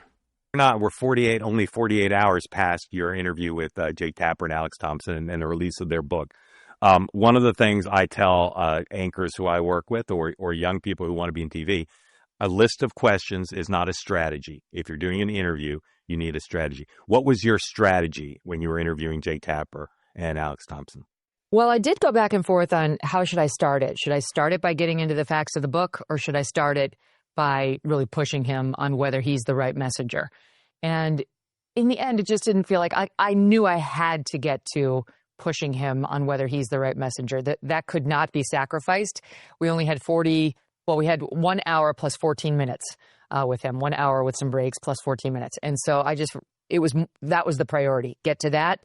And then whatever time we had left, I would do the substance of the book in. And so that made sense to me. And then there was a question of how hard should I push him? Because we are friends. We're not like tight friends, but we're friends. We've been friendly, I guess is a better way of saying it, for some 15 years now. I've never done anything social with Jake, but we like each other. So it was kind of awkward, you know. I think he knew, because in the booking process, he and I had been in touch, that I was going to push him. And he told me before the interview he wanted that because he wanted to answer the tough questions for all of his skeptics. So I felt like we were on a good ground for me to go for it. Maybe it was like an 8.5 when he thought it might be a 6.5. I'm not sure. I think we're fine, but you know how it is. It's like you have to go with the flow when the person comes on and see if they're pushing back, if they're giving it up. You know, if he had rolled over more right at the top, it wouldn't have been as contentious as it got. Right. We were going to play a 2-minute soundbite from the interview, but I'm told anything longer than a minute's a bad idea, so we won't. I mean, to be honest, I do make exceptions. It depends. All right. Maybe we'll roll in some here, 2 minutes or so. Megyn, well, that's Megyn, what happened. if we're going to do this, let's just stick to the facts here, okay? When there is a damaging Jake, report, that's what I've been doing all along. I'm talking about what you just said. Didn't miss the biggest story of the century when it comes to presidential politics, and one of us did. If you hadn't done the interview and Jake, as your friend, called you afterwards and said, "Hey, how'd I do with that interviewer?" How would you say Jake did in his interview with you? Well, I'll be totally honest. I thought he could have done better. Jake, when he's more relaxed, is much more conversational. And I thought in our interview, he sounded almost affected a bit, you know, like almost like he was trying to be professorial and maintain his cool. And he kept repeating that thing. I look back on my coverage with humility, which sounded PR tested and not really authentic. There's a reason it sounded PR tested. Yeah, I know. And I just think, like, that's the problem. It's not just Jake's problem. It's a problem with Jake Tapper hired a crisis management expert, right? They don't like to be called publicists, but he hired a crisis management expert who gave him the line, I feel humbled. A lot of people who are stuck in the cable news universe, which is they're not their authentic selves when they're on camera. You know, Jake is actually a pretty relaxed guy in your personal interactions with him. I do like him. It's just on camera, not everybody can do it. And when they're feeling on their heels, not everybody can do it. He would have been much better served by just completely owning, I'm embarrassed, right up top, and putting it in his own words so he could really fill it out and convince people of it. How convincing do you find his argument that he acknowledges he missed the story, but that there was no way for him to actually get the story? I don't believe it. I don't believe that. I think he did have the sources, and I just think everyone went along because they liked the lie. They were perfectly happy with the lie. You know, Jake is articulating it perfectly now about how Trump was viewed as an existential threat, and when that's how you see your opponent, any means are justified, except he's still not admitting he was part of that. And that, like, he talked about how he didn't see what Laura Trump saw, what I saw, what you saw. And one question I wish I had asked him was, why not? Have you spent any time trying to figure out why you didn't see it? Because I would say the best answer to that is you cannot accurately describe reality without violating the precepts of political correctness and elite discourse. Unless you're willing to violate those precepts and to pay the price for violating those precepts, you cannot accurately describe reality. Right? Thousands of people want to be heroic, right? Thousands of people want to tell tough truths, but only 1% or 0.1% of people have the fortitude and the strength to stand up when they then receive criticism, even what they regard as unfair criticism. So we had a bloke on Substack who just got outed by Hope Not Hate, right? He unmasked Morgoth, the British influencer who supposedly inspired a terrorist. And so we've got Morgoth firing back on Substack about how unfair this unmasking was by Hope Not Hate. And Steve Saylor's publisher, Jonathan Kieferman, was lamenting when he got outed, doxxed by The Guardian, and how unfair it was. But you want to be a player, right? You want to influence national politics. You want to make hundreds of posts online about controversial, edgy issues, but you don't want to pay any price for it. That's not realistic, right? Don't do the social crime if you're not willing to pay the price. And don't bemoan being doxxed when you were publicly trying to shape national politics, right? When you try to become a player and you see yourself in a heroic role, then don't be surprised that there's a pushback. Now, if you have no effect and therefore there's no incentive for people to push back against you, right, you're much less likely to get targeted. But people engage in public campaigns because they want to change the world. They want to change the nation. They want to change discourse. And you should expect to be outed. And you should expect to be the recipient of unfair criticism.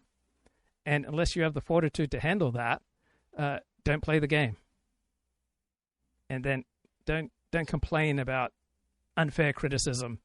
Don't complain about being identified if you want to join the public conversation. Claim about Rogan's failing to have enough experts on or platforming people who aren't experts is, at least ideally, these are not people who necessarily agree with Murray, but rather they're people who have the requisite knowledge to speak intelligently about these topics, right?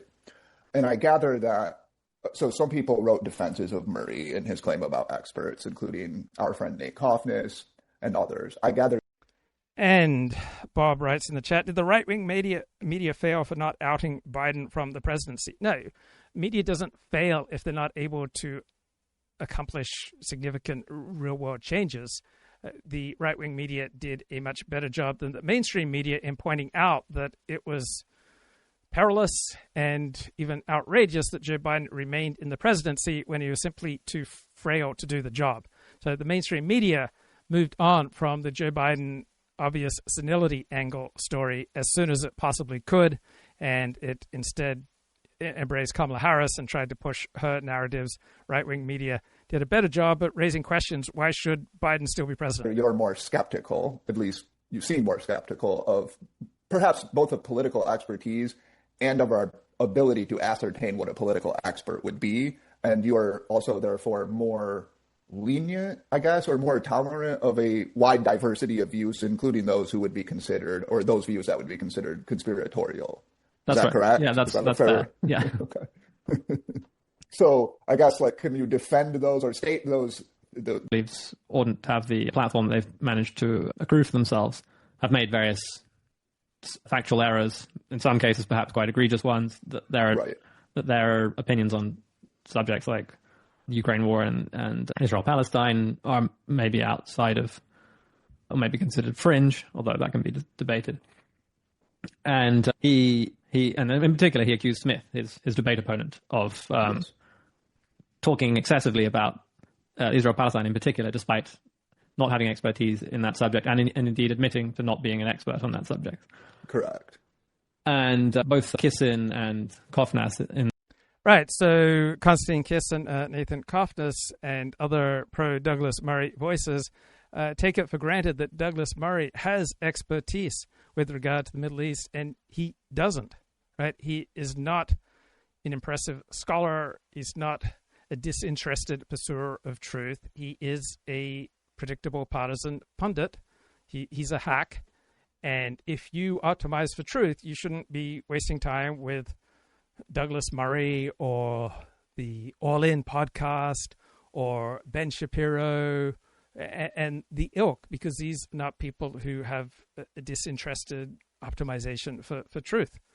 And taking it for granted that Douglas Murray is particularly qualified to speak on the subjects he talks about is ridiculous. Right? So Nathan Cofnas characterized Douglas Murray as someone who went to Oxford, writes books with footnotes, and hangs out with academics. And this is in contrast to Dave Smith, who gets basic facts wrong in ways that reveal deep ignorance and intellectual irresponsibility. Now, Dave Smith has made many embarrassing errors. Dave Smith is primarily a comic, and Douglas Murray is primarily a partisan pundit who is, always reliably making the same arguments for the same side. And the errors that Douglas Murray makes with regard to the Middle East and other topics are no less egregious than Dave Smith, the comic, right? So Douglas Murray uses fabricated quotes and anonymous Twitter accounts as his footnote, right? When that's your footnote for a source, that shows that you have, pretty poor epistemics. Douglas Murray makes many false or misleading statements regarding his debate with Dave Smith. He stated that a previous guest on Joe Rogan's podcast had very carefully tried to minimize the evil of Adolf Hitler, but that guest didn't even mention Hitler. And then the arguments that Douglas Murray put forward in his debate with Dave Smith were ridiculous. And the first one was particularly absurd. He says, if you're going to spend a year and a half talking about a place, you should at least do the courtesy of visiting it, right? This is not a serious argument, right? Douglas Murray is constantly talking about countries he's never been to, right? And countless people have visited Israel, Palestine, and they almost always come away from the visit with the exact same point of view that they took into the visit, right? So Douglas Murray accused Dave Smith of appeal to authority when he simply quotes the former head of the CIA, right? This is not what appeal to authority means. An appeal to authority is where you argue, I am right because such and such an authority figure says so, right? Merely citing a diplomatic cable as evidence to support a point of view is not making an appeal to authority, right? If Douglas Murray were correct, it'd be logically fallacious to ever cite evidence or a diplomatic cable in an argument, which would rule out entire scholarly disciplines. And Douglas Murray published in the New York Post that Dave Smith is someone who claims to have some Jewish ancestry. Right? Dave Smith has confirmed both his parents are Jewish, and by genetics, he's 84% Ashkenazi Jew. Now, this doesn't mean that Douglas Murray should not be allowed on podcasts, but there's absolutely no empirical, logical, scholarly reason to think that Douglas Murray is of a higher intellectual or scholarly or optimizing for truth character than Dave Smith. In the articles that they wrote, Konstantin Kissin, who's a very prominent commentator on social media, who I know and like personally. Yeah. And they both pointed out that there have been demonstrable mistakes made by the targets of Murray's criticism, and I wouldn't necessarily dispute this most or at least some of the specific points they made. But what I said in the article is that Murray has also made, it seems, quite serious mistakes, or at least mistakes of a comparable sort to the ones made by, for example, Smith. Right. And I cite, there was this recent review that went viral on Twitter of Murray's new book, which pointed out a number of factual errors and misleading claims in the book. We don't need to go over those because that's not the main point of the discussion. But in addition... So Nathan Robinson is a man of the left, and he penned a scathing review of Douglas Murray's new book. And one reason it is valuable to listen to the smartest people on the other side of the political spectrum from yourself is that they have much less inhibition about describing the nonsense on your side of the political spectrum. So I forgot how ridiculous is it that bloke for the Hoover Institute who hosts all, is it Nathan Robinson who hosts all those interviews, how subservient he makes himself, just all the ridiculous things he says, which I've encountered on numerous occasions, but never thought to remark on. But when Decoding the Gurus remarked on how ridiculous he is, it's like, oh yeah, but I didn't think about it because what's his name at Hoover Institute who does the interviews, right? Former Reagan speechwriter, right? Because he was on my side. I didn't think think to remark on the obvious absurdity. Three of the most accomplished historians of our time, or any time: Neil Ferguson, Victor Davis Hanson, and Andrew Roberts on Uncommon Knowledge now. All right, just nonsense. Peter Robinson. All right, just Neil Ferguson, Victor Davis Hanson, and neither of those two are particularly highly accomplished historians. Right? They're popular on the right. I don't know what Andrew Roberts' scholarly standing is, but to think that Neil Ferguson and Victor Davis Hanson are somehow respected historians on the pure scholarly basis of their work, I know that is not true. They're useful for people on the right because they have, right-wing talking points. And it was by listening to scathing critique from Decoding the Gurus, I said, oh yeah, Peter Robinson, is a buffoon. it is ridiculous the way that he puffs up his guests. And I just listened to Decoding the Gurus take down the All In podcast. And it's like, oh yeah, there is very little of value in the All In podcast, right? It's a bunch of billionaires making varying degrees of Trump-friendly opinions. And this is the reason why the podcast on Joe Rogan went completely viral. He made a number of what I regard as extremely bizarre. Yeah, Peter Robinson does get good guests, and like Alex Kashuta, right? She often gets good guests, but their questions for both of them are just so bad often. They're just so meandering. There's just so much subservient puffing up of the guest.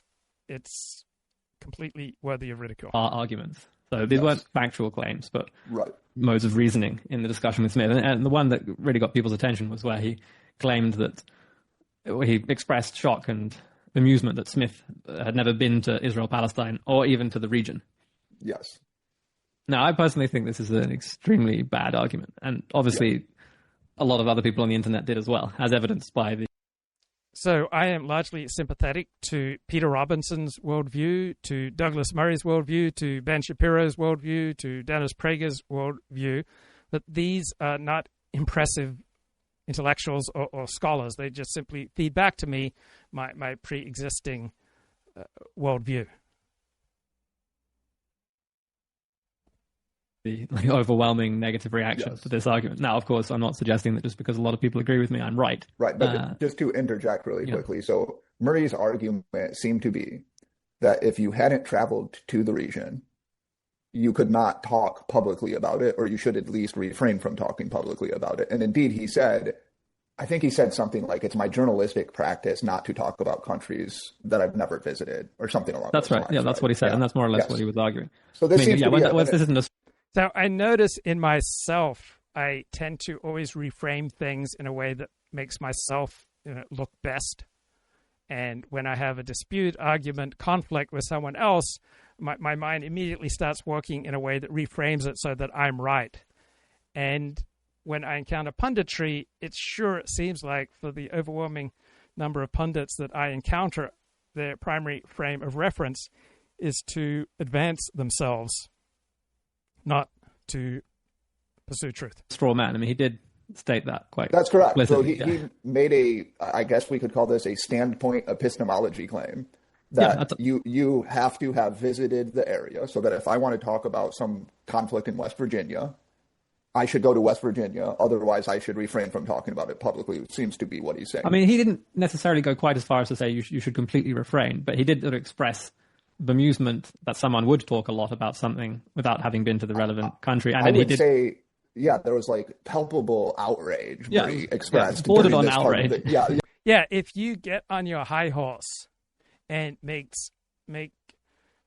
pronouncements filled with outrage on a ridiculous basis, such as what Dave Green does, and I'm sure I've done, you just appear like a buffoon. Yeah, it's perhaps a little condescending, like, you can't be serious, you haven't been there, oh my God. Yes. And in Kissin's article, he actually defends this argument from Murray. Cofnas... Right, Konstantin Kissin, another partisan hack.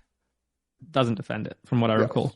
But Kissin does, and he basically says that all Murray really meant was, you can learn about something if you see it with your own eyes, which I think is not a fair characterization of the argument. So banal as to be worthless, and also not what Murray said.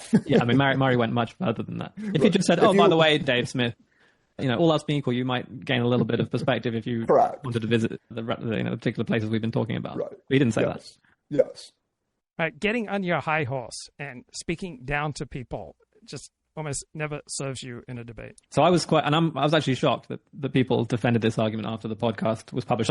Right, you would only defend that argument if you were just enthralled to having your own hero system reinforced. Assumed Murray was going to come out and say, okay, I mean, I stand by all my positions, but that that particular argument I made was not the best.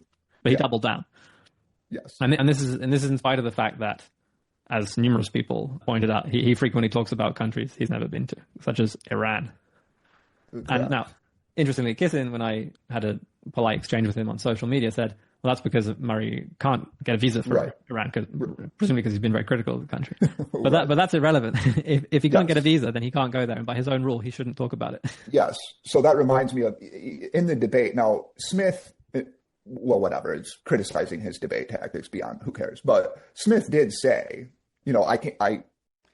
And my primary reaction to the debate is I just can't imagine spending time listening to people with nothing important to contribute, right? Dave Smith and Douglas Murray arguing about the Israeli-Palestinian conflict. It's just such a mid-wit conversation that the only reason it's worthy of any coverage is because of the principles that are involved, the principles in terms of how do we verify what is true, what is expertise, not because there's any inherent quality to listening to Dave Smith and Douglas Murray talk about pretty much anything. I haven't visited Nazi Germany. Does that mean I can't talk about Nazi Germany? To which Murray retorted, well, you can't time travel, but you can travel. But again, that misses the point of the argument, which is if you have this epistemological standard, it would suggest that you can't talk about events from the past, right? I mean, if you took it quite seriously. Yeah, I mean, the standard isn't you're only qualified to talk about a country in detail or extensively once you've been there. Then any unless you can't go there. Yeah, that rule wouldn't make sense. Yes, it would not make sense. And of course, the claim also invites follow-up questions like, if I've been to Tel Aviv, can I talk about Jerusalem? If I've been to Donetsk, can I talk about Kiev? If I went last month, can I talk about this month? Right. Yeah. I mean, I respect Murray as a commentator, particularly on the issue of immigration in Europe, which he's written very eloquently about. But I think this is just a complete... I mean, I don't respect him as anything more than someone who makes predictable partisan talking points. I mean, I'm glad he's fighting for my side, and I'm glad he's influential with people who do not have the fortitude or the interest in doing intellectual work. Completely absurd argument. Right. Anyway, he made a number of other rather bizarre arguments, which we don't have to get into, which I lay out in the article. But my point in reviewing all of this was to show that Murray himself is not an expert by the standards of his defenders, i.e. someone who doesn't make embarrassing factual errors or employ highly questionable forms of argumentation. I think Murray is perfectly qualified to talk about both Ukraine and Israel-Gaza, even though I don't necessarily agree with him on the issues. Right. But I think so is Smith, even though Smith too has made embarrassing errors, during the course of his discussions of these or related topics. So I'm saying both men are entitled to discuss these topics extensively on major podcasts, whereas Murray's defenders seem to be suggesting that Murray's perfectly qualified. The people he's criticizing aren't. Right. And so the important point, it seems to me, that you're making there is, okay, so let's say Cofnas makes this defense of Murray. He says, look, Murray's this he's a very educated man. He writes books with voluminous footnotes. He's done more research. He's a more serious guy. But you're pointing out, well, look, if you take... Right. If your footnotes are to bogus made-up sources, that's not impressive. In the claims that he made in his book, which was, had voluminous footnotes, there are still, what would we say, egregious mistakes in there, correct? Or at least mistakes that people who are themselves quite knowledgeable about the topic, such as this leftist journalist Nathan Robertson. Right. He's co-wrote a chapter with Noam Chomsky about Israel-Palestine. Right. There are claims that people with a certain amount of knowledge themselves regard as egregiously wrong. Now, of course, many alleged factual errors in many debates are only factual errors from one side's point of view. I mean, some, almost everyone will agree are factual errors, but others are not of that kind. Well, germane to your point, many people used to criticize Noam Chomsky, at least, for not having expertise in the political topics about which he was opining, right? They would say, well, appears to be Jewish. Yes, because Smith, just for example, I think Smith said something about how Wesley Clark said Wolfowitz told him something, or that was the first time. And Murray basically suggested that if you're bringing up Wolfowitz, you're doing so to dirty the air with some kind of anti-Semitic conspiracy theory. Yeah. I mean, of course, there are people that could reasonably be called anti-Semitic to talk about Israel-Palestine. Right. I don't think Dave Smith is one of them. And also, it's the exact same form of argumentation that woke leftists use. Correct, exactly. I'm going to interpret this innocuous statement very uncharitably, Right. and even sort of raise the possibility that you might be not necessarily being anti-Semitic, but creating a fertile ground for anti-Semitism. I mean, it's exactly the woke leftist form of argumentation. It's also hardly like bizarre or some kind of reach to talk about people who played a prominent role in American foreign policy if we're discussing a relevant issue. So yes, I agree with you. So anyway, so yeah, your argument is by these standards, by these very standards, perhaps Douglas Murray would also be disqualified. But that's not what you want to see happen. Rather, you're open to more voices and more boisterous debate, I take it. So if you have a 100 IQ, you're simply not capable of a more challenging discussion, right? Midwits are going to reach for midwit entertainment. People who are regular listeners of the Joe Rogan podcast are not people with the ability to engage in rigorous and demanding cognitive labor. Yeah, I mean, I'm not personally very interested in what some of these kookier commentators have to say. Right. You know, I don't regularly listen to Joe Rogan's podcast. I don't listen to Candace Owens' podcast. Occasionally she pops up on my Twitter feed. But that doesn't mean that I think that Joe Rogan is sort of uniquely irresponsible for platforming various people with views outside the mainstream. Right. Yeah, you say something along the lines of you would like. I watch quite a lot of sports. All right, sports is a lowbrow endeavor. A large gamut of perhaps even conspiracy theorizing and questioning of received wisdom, right? Yeah, I mean, just before I get on to my arguments, the one area where I would agree with Murray and his defenders is that debates are invariably more informative than, not invariably, but usually more informative than interviews. So have I considered inviting David Starkey on the show? I haven't, because there's nothing where he has expertise that I haven't heard him address, right? If I felt like I could contribute, then I'd want to bring him on if I could like steer him in a new important direction.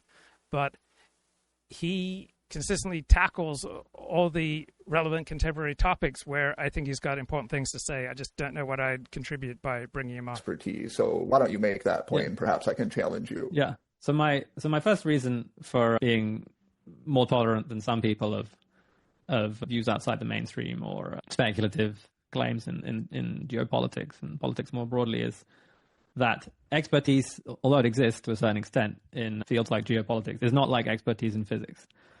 Both various of Murray's defenders sort of drew analogies between experts in fields like physical science and the experts that Murray wants to have around on topics like the ones that he debated with Smith. But I don't think that's a good analogy. I mean, physicists and other natural scientists can predict things to the 10th decimal place, as Nassim Taleb likes to say, whereas economists and geopolitics commentators can't predict better than cab drivers. So this was shown. That's a Taleb quip. This was shown most famously in a big study by Phil Tetlock, the psychologist, and some colleagues, where they surveyed a large number of experts.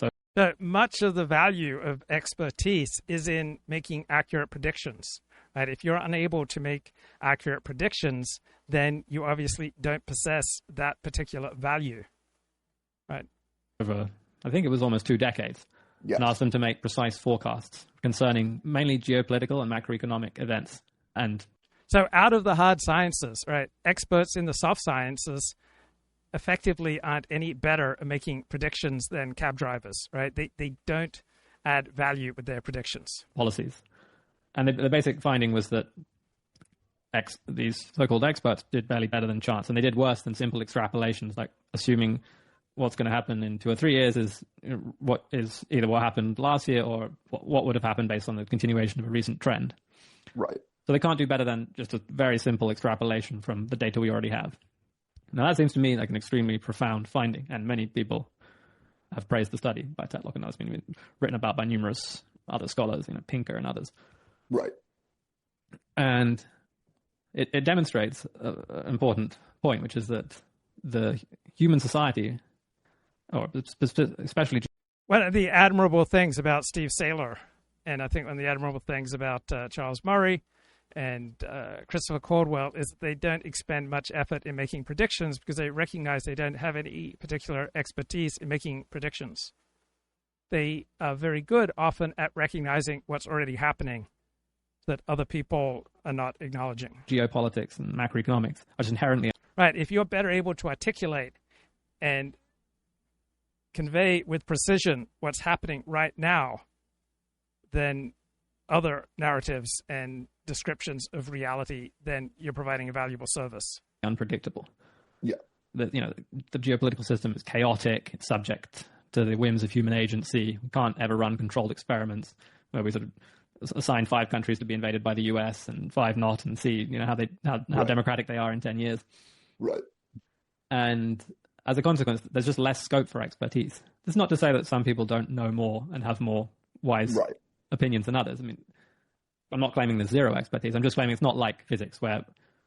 So consumers of alt media are not likely to not seek out the greatest degree of expertise that they can possibly attain if they have a pressing health problem or legal problem or accounting problem, right? If expertise will deliver value to you, you will seek it out, even if you believe we never got to the moon, even if you believe in all sorts of conspiracy theories, because when it comes to your vital interests, you did not evolve to be gullible, right? You are the evolutionary product of dozens of generations that survived and passed on their genes by being very difficult to manipulate against your vital interests. A large majority of the questions have experimentally known right answers that no expert really questions. Right. Okay, so you have other arguments related to Tlaib. Do you want to? Is it better to go over those and then I'll challenge all of them, or stop on let this point? me go over all the arguments, and then you can tear them to shreds. Yeah. All right. So my second point is that not only are the differences in expertise in a domain like geopolitics much more compressed. Right. So this is Noah Carl who's speaking here with Bo Weingard, and this is an Aporia magazine podcast. I.e., if the smartest physicist is 100 and someone who knows nothing about physics is a 0. Mm-hmm. Then in geopolitics, the smartest person is, I don't know, a 10 or a 20, maybe a 30. Yeah. Right. So not only are the differences in expertise much smaller, but it's much harder to measure them, to identify them. In physics... So there are situations where expertise is vital, and then there are all sorts of other situations where the experts don't bring value. You could... Almost everyone with a PhD in physics will have a very good understanding of at least basic physics and the specialist field that he or she has chosen to research. Anyone who's published a paper in a top physics journal can be regarded as an expert. On the other hand, people with PhDs in economics are not going to be better at predicting the next recession than cab drivers. This isn't true in many domains in social science. Not all, but many, particularly geopolitics. And one reason it's hard to tell who's an expert and who isn't is that in geopolitics and related domains, moral considerations play a huge role. As I point out in the article, there are very strong correlations between people's claims about factual matters in geopolitics and their moral or normative views. New York Times has an article here for Trump. Civil rights protections should help white men. So whatever group you belong to, you can make a very good case that your group is being victimized, because the stronger your in-group identity, the more likely you are to see your group as a victim, because a sense of victimization is a very powerful tool for people to sacrifice on behalf of their in-group. And so white men, black men, Asian women, Muslim transsexuals, like every group can make a rigorous case for why they are uniquely persecuted. And so it's not surprising that in the victimhood Olympics, finally white men are fighting back. So prior to the 1960s, people did not compete to accumulate victimhood points. But during the 1960s, it became a source of prestige and status to be a victim. And now white men are about the last group to effectively fight back in the victimhood Olympics, and they have their own case to make. So Trump officials pick and choose which civil rights protections they want to enforce and for whom. And so civil rights and freedom, right, they depend upon your particular hero system, right? So I see Donald Trump as expanding the Overton window of what you can talk about. But I can understand why people on the left feel like we have less freedom of speech now under Donald Trump. And they can make a substantial argument for why freedom of speech has diminished. But freedom has no meaning unless it is related to your particular hero system. For Trump supporters and for people on the right, life as they experience it comes with an increased freedom of speech under Donald Trump so far, a few months into his second term. And for people on the left, life as they experience it comes along with a decreased level of freedom of speech. So Donald Trump has abandoned many of the core tenets of the Civil Rights Act, which want an uneven playing field in favor of certain protected groups. Now, Donald Trump is taking civil rights measures, right, not to help the groups that are aligned with the Democratic Party, but to help groups aligned with the Republican Party, right?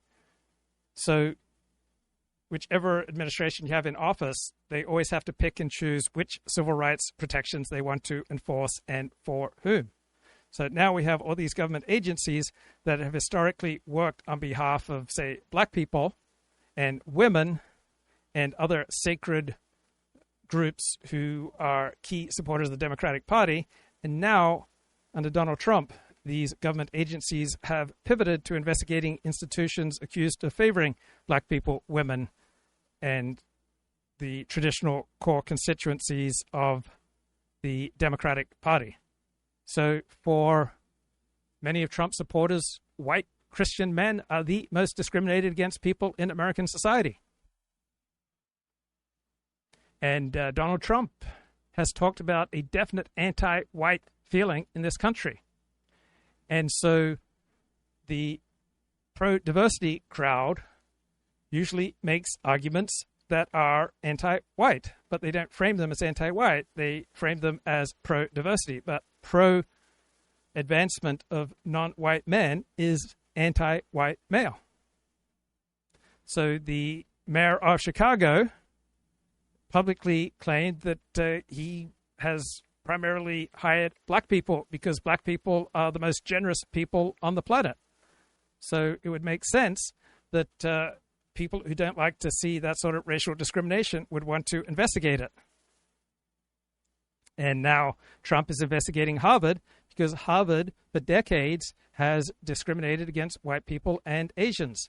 The average student who gets into medical school who's black or Latino has lower test scores and lower grade point averages than the average white and Asian who is rejected from medical school. So for those people who are kind of tired of anti-white, anti-male, anti-Christian discrimination, this is hilarious to see the pro-diversity crowd hoisted on their own petards. And I love that Donald Trump has issued an executive order banning the use of disparate impact, right? A legal theory at war with reality. Given that different peoples have different gifts, right, you would expect reality to have different results for different groups.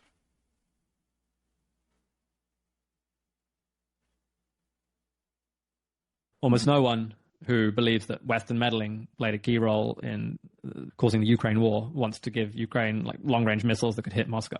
Whereas many people that believe Western meddling played no role and that Putin's nostalgia for the Russian Empire plays a dominant role, many of those people do want to give Ukraine long-range missiles that could strike Moscow. So because moral considerations are so important, because they color our interpretation of the facts, one man's partisan hack can be another man's well-informed pundit. And indeed, many of the people who agree with Murray's views on Israel-Palestine will understandably regard him as a very well-informed pundit, whereas many of the people who disagree will regard him as the exact opposite. Yes. It's not really possible to definitively say who's right. I mean, unless you sort of sit down for many hours or days going over every single fact with reference to, a stack of books and maybe AI and a panel of experts selected from all sides of the debate. So that's my second point. And my third related point is that dazzling credentials like Ivy League degrees and books from top academic publishers and apparent expertise can go hand in hand with a very bad understanding of the world. And the example I give in the article is the so-called experts that believe that Jeffersonian democracy could be brought to Afghanistan. Whereas in the end, as the joke goes, the US spent 20 years and $2 trillion to replace the Taliban with the Taliban. This is Ann Coulter speaking with John Lott. In economics. And now more gun myths. What is your latest book called? I'm sorry. Gun control myths. Yes. And there are a lot of them out there. But there was one thing in particular I wanted John to come on and talk about because, as he will explain, no one is covering this. And it's just this shocking attack on free speech from the Biden administration that we now know because Tulsi Gabbard declassified this shocking report. So could you talk about that, John? Sure. Well, in June 2021, the Biden administration put out a report on domestic terrorism and what they were going to do about it. But that entire report that they made public dealt with criminal activities by so-called domestic terrorists. What Tulsi Gabbard declassified a couple weeks ago was the rest of the report. And to me, what really made it different than what was originally put out was they were talking about going after non-criminal activity, what they call concerning non-criminal activity. And so, over the last few years, there have been a number of whistleblowers or leaks that have come out in places like the FBI about how they've taken down license plate numbers from school board meetings or kind of infiltrated different Catholic groups or done a number of other things that are there. But the administration would always come back and say, well, we're only dealing with criminals here. We're not trying to go after other types of people. So for people on the right, they experience the Biden years as highly censorious. Fortunately, what the report makes clear, what the part that was declassified, was that, in fact, they were very concerned about non-criminal activity. So when, one of the leaks that came out was that during the Biden administration was that they were looking for symbols that people would have. Would you go and put 2A on your social media account? Or would you go and talk about the right to keep and bear arms? Or would you have a picture of the Betsy Ross flag there, the flag with the circle of stars from the Revolutionary War as indications that the individual could be a domestic terrorist? Here, obviously they just wanted to go and identify people. I mean, just this week, we had Marco Rubio make a statement about how even in the State Department, they had a division there that was going and collecting social media posts from American citizens. I mean, why would the State Department be doing that? And there were real consequences. One of the things that the declassified document talks about is going after people for their financial accounts. So there was so-called debanking. So, we had a number of people not. When I think about how sensitive I am to social reactions and to maintaining my own narratives and finding a place to contribute, it just occurs to me one of the easiest ways that we can make a better world is by bestowing our attention upon good people and courageous people and giving less attention to people who are not elevated and courageous, right? It's one of the most valuable things that you can do is to give attention, right? I have so often been desperate and needy in my life, and people in a situation of desperation are highly likely to make terrible choices. And if you spot someone who is worthy and they're in a desperate situation, giving them some of your attention is possibly life-changing. And if you consistently bestow your attention upon good people, members of your own tribe, your community, people that you have good reason to take care of, protect, and help, right? Let's bestow our attention on the good, the deserving, the courageous, and the needy to whom we have responsibilities, and let's bestow much less of our attention, for example, on pointless partisan hacks. I agree with Douglas Murray on everything. I enjoy his accent, I enjoy his arguments, but he doesn't advance the ball in terms of optimizing for truth. I enjoy much of the commentary on the All In podcast, but it doesn't optimize for truth, right? Ben Shapiro, he articulates what I believe, but this is not a person who's optimizing for truth. So we can choose to bestow our attention on those who are courageous and optimize for truth rather than those who just make safe talking points. Not engaged in any criminal activity. For example, lawyers that work for Trump. I mean, you're a lawyer, obviously. People who are just giving legal advice. I mean, you can agree or disagree. I mean, obviously, any legal case that you have, you're going to have people on either side agreeing. So I wince when I see Donald Trump's bullying tactics, but then I recognize that almost all of our institutions are controlled by the left. And when the left has power, they are not averse to bullying. And so maybe some of this Donald Trump bullying will do more good than harm. Maybe given that currently people on the right cannot overtake institutions on the slow march, maybe Aaron Wren is right. The only way for the right to take over institutions is from the top down. Or disagreeing on who's right in terms of the law that's there. But, so you had people like John Eastman, who had his Bank of America account was canceled. No warning, just immediately canceled there, and he had no recourse. He had an account at USAA. Can you explain, how does that happen? I mean, I know it happened to V there, too, the immigration website. They were thrown off PayPal, and they're debanked in every possible way. And it just occurred to me listening to you talk about it. I mean, what happens? Do you get a notice from the bank? Do you have to go with a suitcase and pick up your money? How do you get your money? What does that mean to be debanked?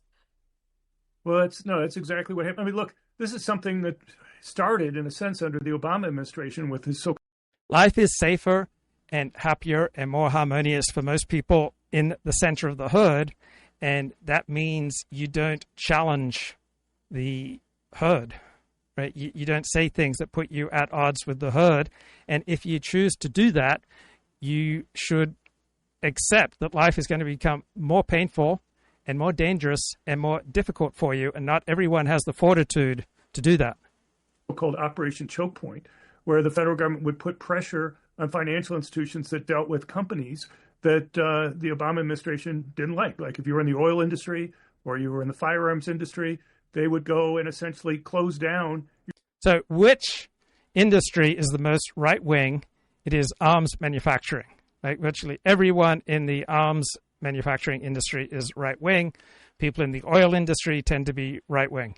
Your accounts. Now, could companies still function without a banking relationship, without somebody to handle their checks or handle their credit cards for their customers, or even having a bank account to deposit things in?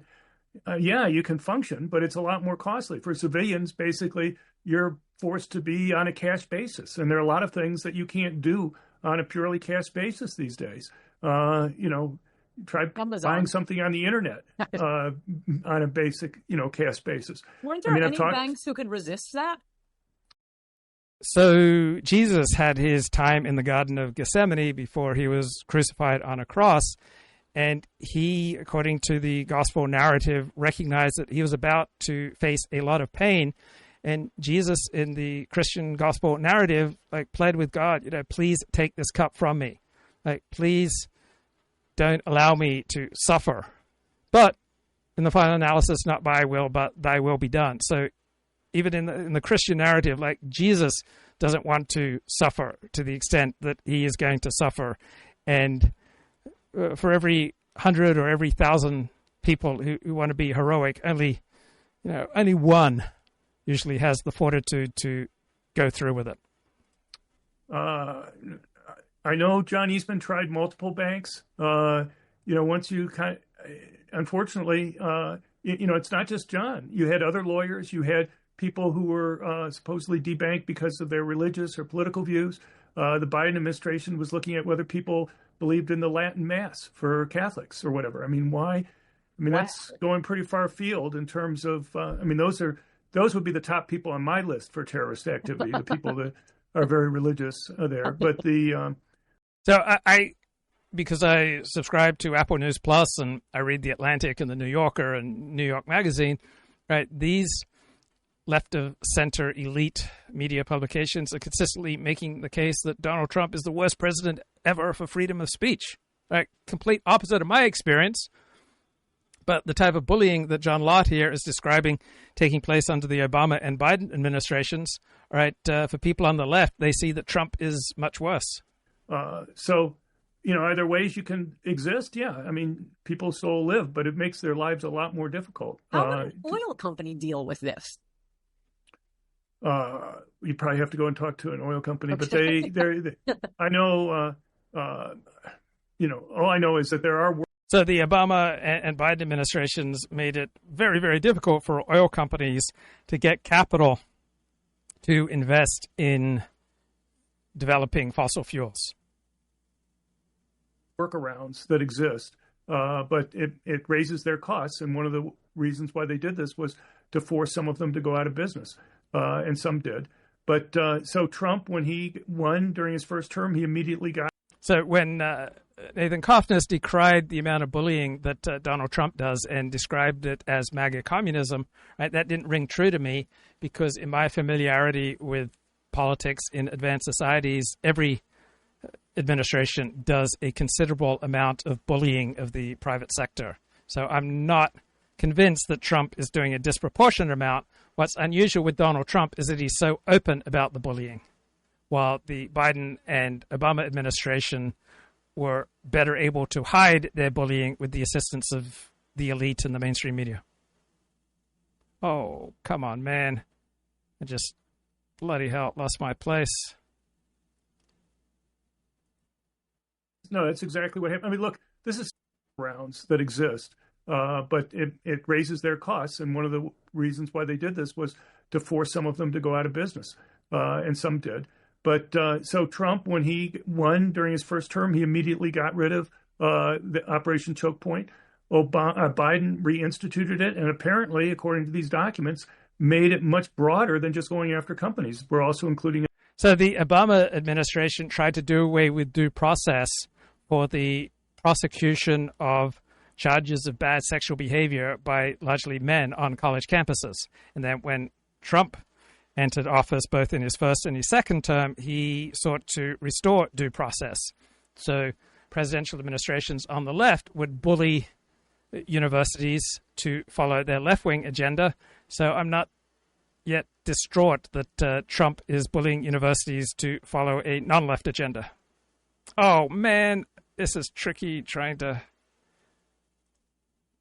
But so Trump, when he won during his first term, he immediately got rid of the Operation Choke Point. Biden reinstituted it, and apparently, according to these documents, made it much broader than just going after companies. We're also including individuals in this. In response to this, have we found any like random individuals who had, I don't know, the Gadsden flag on their social media who had action taken against them? You'd think maybe they'd step forward now, or maybe they're all banned from social media.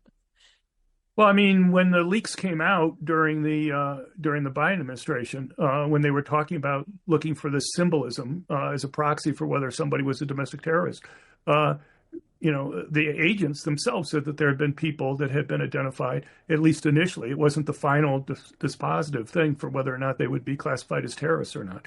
But, I don't know if I ever had a list. I was talking to John Eastman recently, and he was saying that based on these new declassified documents, he was going to file some Freedom of Information Act requests to go and find out exactly what the trail was with regard to him. It's really shocking. I saw your tweet on it, your article in, I guess, Real Politics. But you say even the conservative media, obviously the mainstream media has not breathed a word of this, but even the conservative media isn't really picking up on this. And it is one of the most shocking things about that the Biden administration did. I mean, the border and this. Right. Well, no, I mean, I agree with you. Look, I mean, you had places like the Washington Examiner and the Daily Caller had stories on it, and maybe it's just they get overloaded with so many different things. But to me, as I say, the most important thing is the fact that they expanded it to not just criminal activity, but for non-criminal activity. I mean, that's, the document that was declassified will talk about things like supporting freedom of expression. But they also have they say that twice, but many more times they talk about combating disinformation. It kind of reminded me when J.D. Vance was giving his talk a little while ago in Germany, and you had all these politicians in Europe going and saying, you have to have censorship in order to protect free speech and in order to protect democracy. It's right. So protecting democracy means limiting majority rule. That's also another part of elite consensus. In his latest essay for Real Clear Politics, John Lott talks about how the crime rates of illegal migrants are vastly underreported. Why? Because they are primarily interacting with other illegal immigrants, and illegal immigrants are much less likely to have these crimes reported out of fear of deportation. So as the population of illegal immigrants grows, right, underreporting also grows. So we've got this elite narrative and news media relentless narrative. Illegal immigrants, they don't commit crimes compared to Native Americans, ordinary American citizens, but it's vastly distorted by the astronomical African-American crime rate among American citizens, and also by the underreporting of crime by illegals. Kind of almost word for word, it seemed like what we were hearing from those European leaders that were there.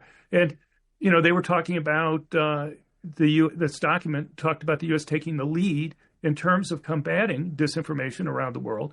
They were talking about working in the framework of this Christchurch Accord after the mosque shooting that had occurred there. And, you go and read through this stuff. They talk about going after hate speech, which included things at the time like going and identifying that mass murderer as a socialist. I don't know, maybe that's considered hate speech or not. I mean, obviously, all the documents there were trying to paint him as some right-winger, but maybe you have a broader group of right-wing friends than I do, but I don't know any right-wing friends of mine who kind of consider China's communist government as being the ideal form of government to go and have, or to go and have rules that limit how many kids that people can have because having kids is destroying the environment. Or, maybe, I don't know, I have a very isolated group of people that I talk to. Now, didn't you say that anyone who posted on social media what you just said, identifying the shooter as a socialist and, save the earth, depopulate the earth, that was also a sign of domestic terrorism? Well, it was a sign of hate speech, and it was something that they were, Right. So what constitutes hate speech and what constitutes a likely domestic terrorist depends upon the nature of your hero system. Put pressure on social media companies in order. I had my accounts frozen when I put that out. I wrote about that in the New York Daily News. The irony is I wrote about it in the New York Daily News, and then I tweeted it out in another account that I had from the Crime Prevention Research Center, and then they froze that one because I was citing the New York Daily News article that was there. But wow. the New York Daily News is hardly, it's hardly a right-wing publication that's there. So, but anyway. Throughout 2016, the Daily News was even more obnoxious about Donald Trump than the HuffPo was. There were just endless front pages with Trump dressed up as a clown. So yeah, this isn't. This wasn't in human events. Why do you think this isn't getting more attention from the conservative media? I don't know.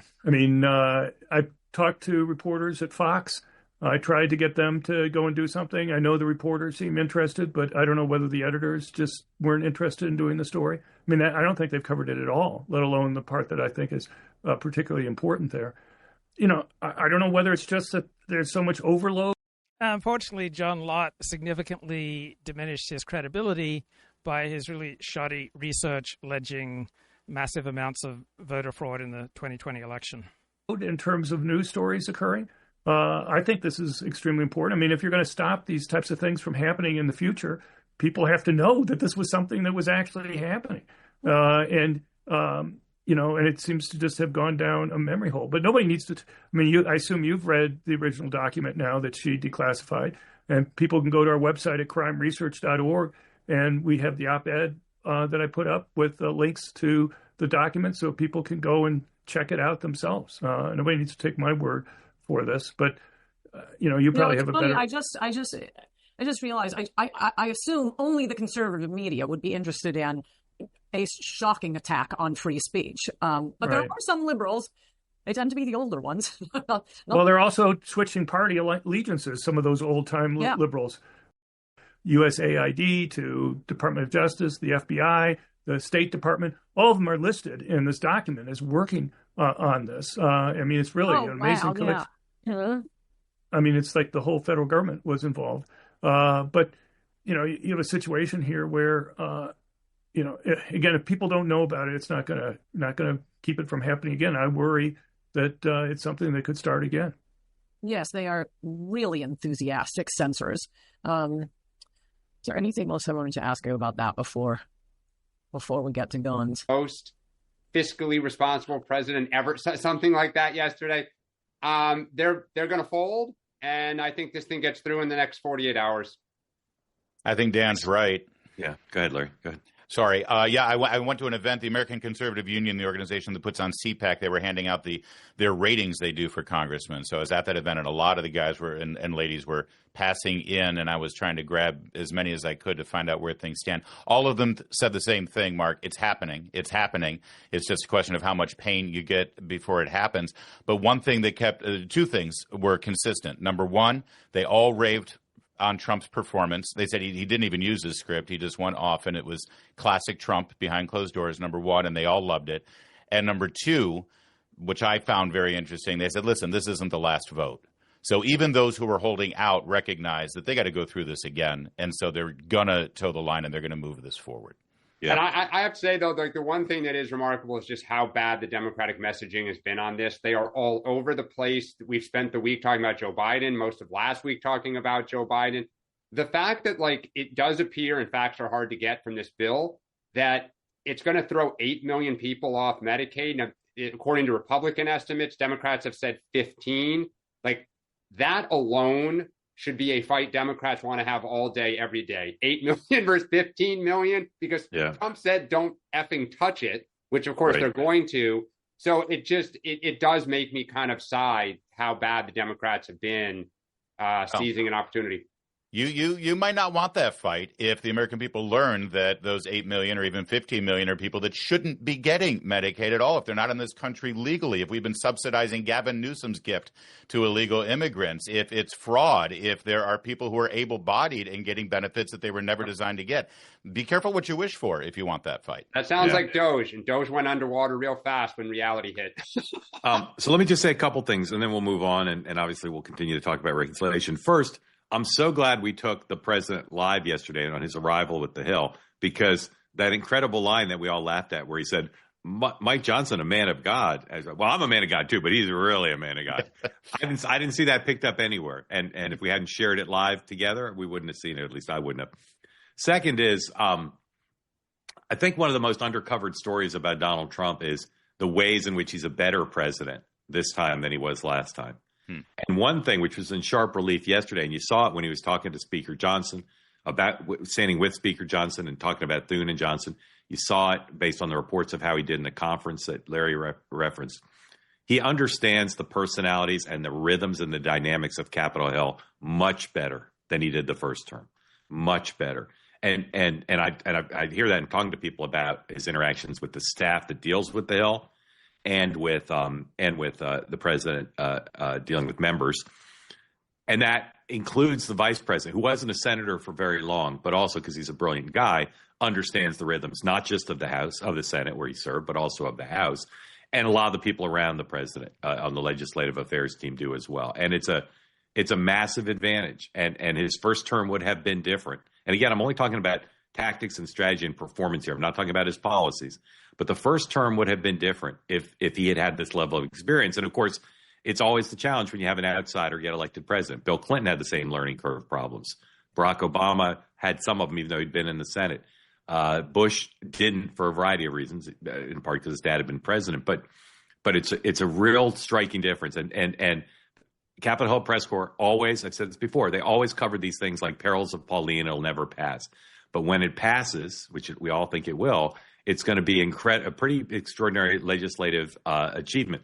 There's still people on the Hill who are saying to me now they should have done 2 bills. And remember, there was the talk 1 bill or 2 bills. There are still people saying 2 bills. I just have never understood the 2 bill argument. There's some upsides to it, but the downsides are immense. And mostly it's asking the Congress to do the impossible twice is more than twice as hard as asking them to do it once. And if this passes, again, I'll say, it'll be to a large extent testament to Donald Trump's greater knowledge of how Capitol Hill works And you could just see it. Just go back and look at the way he talked about Speaker Johnson and John Thune yesterday.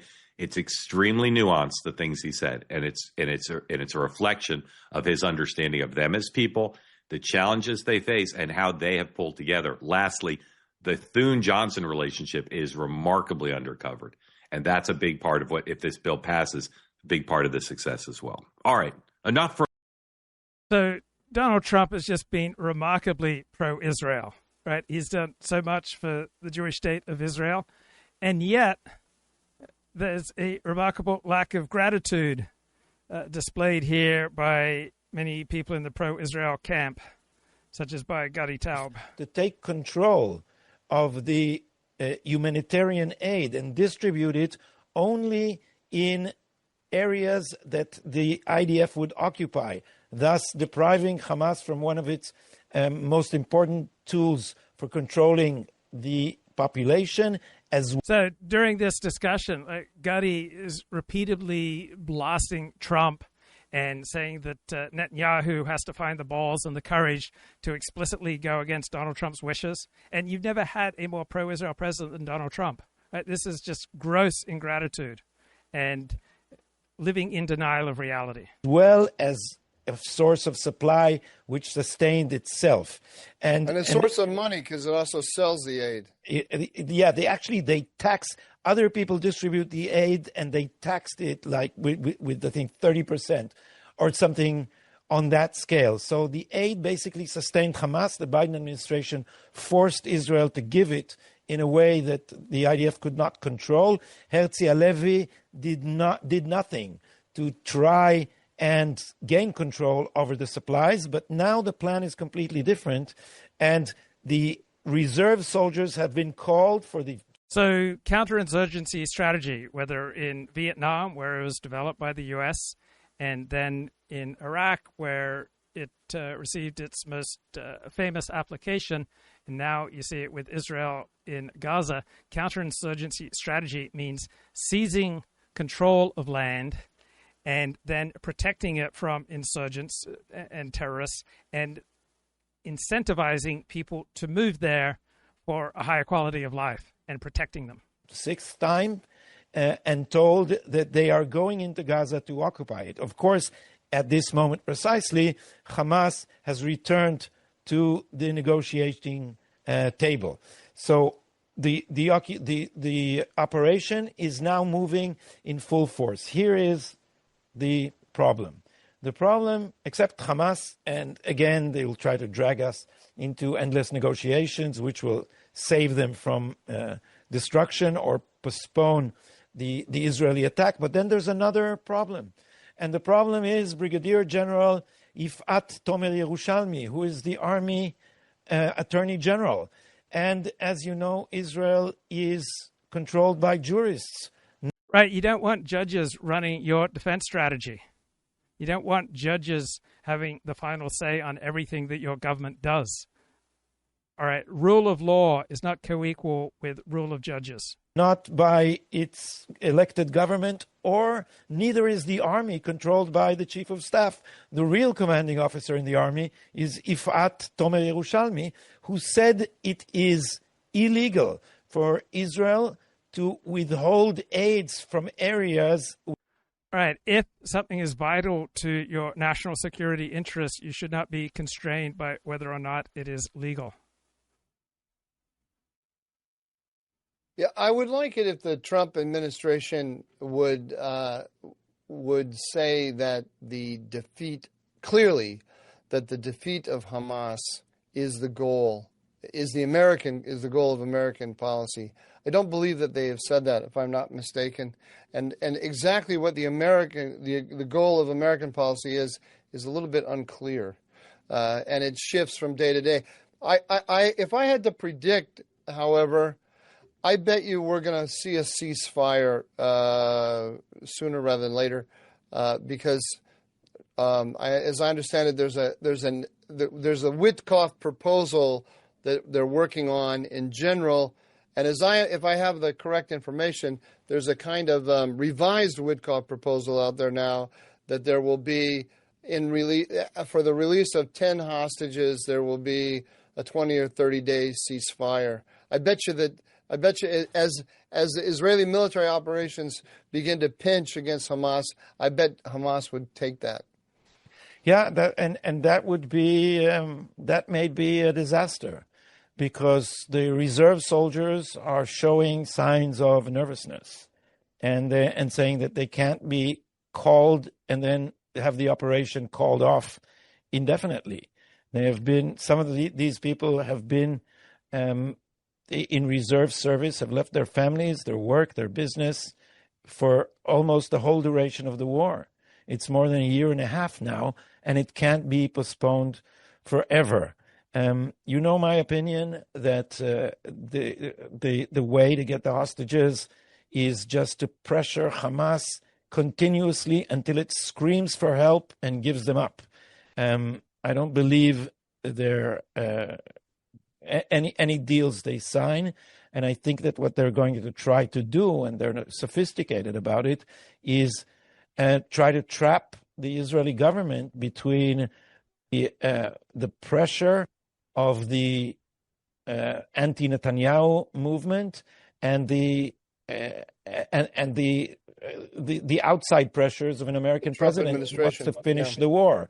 So that in the end we will find ourselves at the end of this war without a victory, and that is a very, very serious thing. I think Israel cannot allow itself. I think the Netanyahu government cannot allow itself. And if we lose the war and get the hostages in return, then that would mean that you can bring Israel to its knees by kidnapping citizens. That is a terrible message to our enemies. We should say a couple words. You referred to it obliquely, the release of Eidan Alexander, and about the Americans negotiating with Hamas over the heads of the Israelis. That what you're referring to is the fact that this American-Israeli hostage was released, and that apparently the Israeli government had no idea that this negotiation with the Americans was going on. Is that your understanding?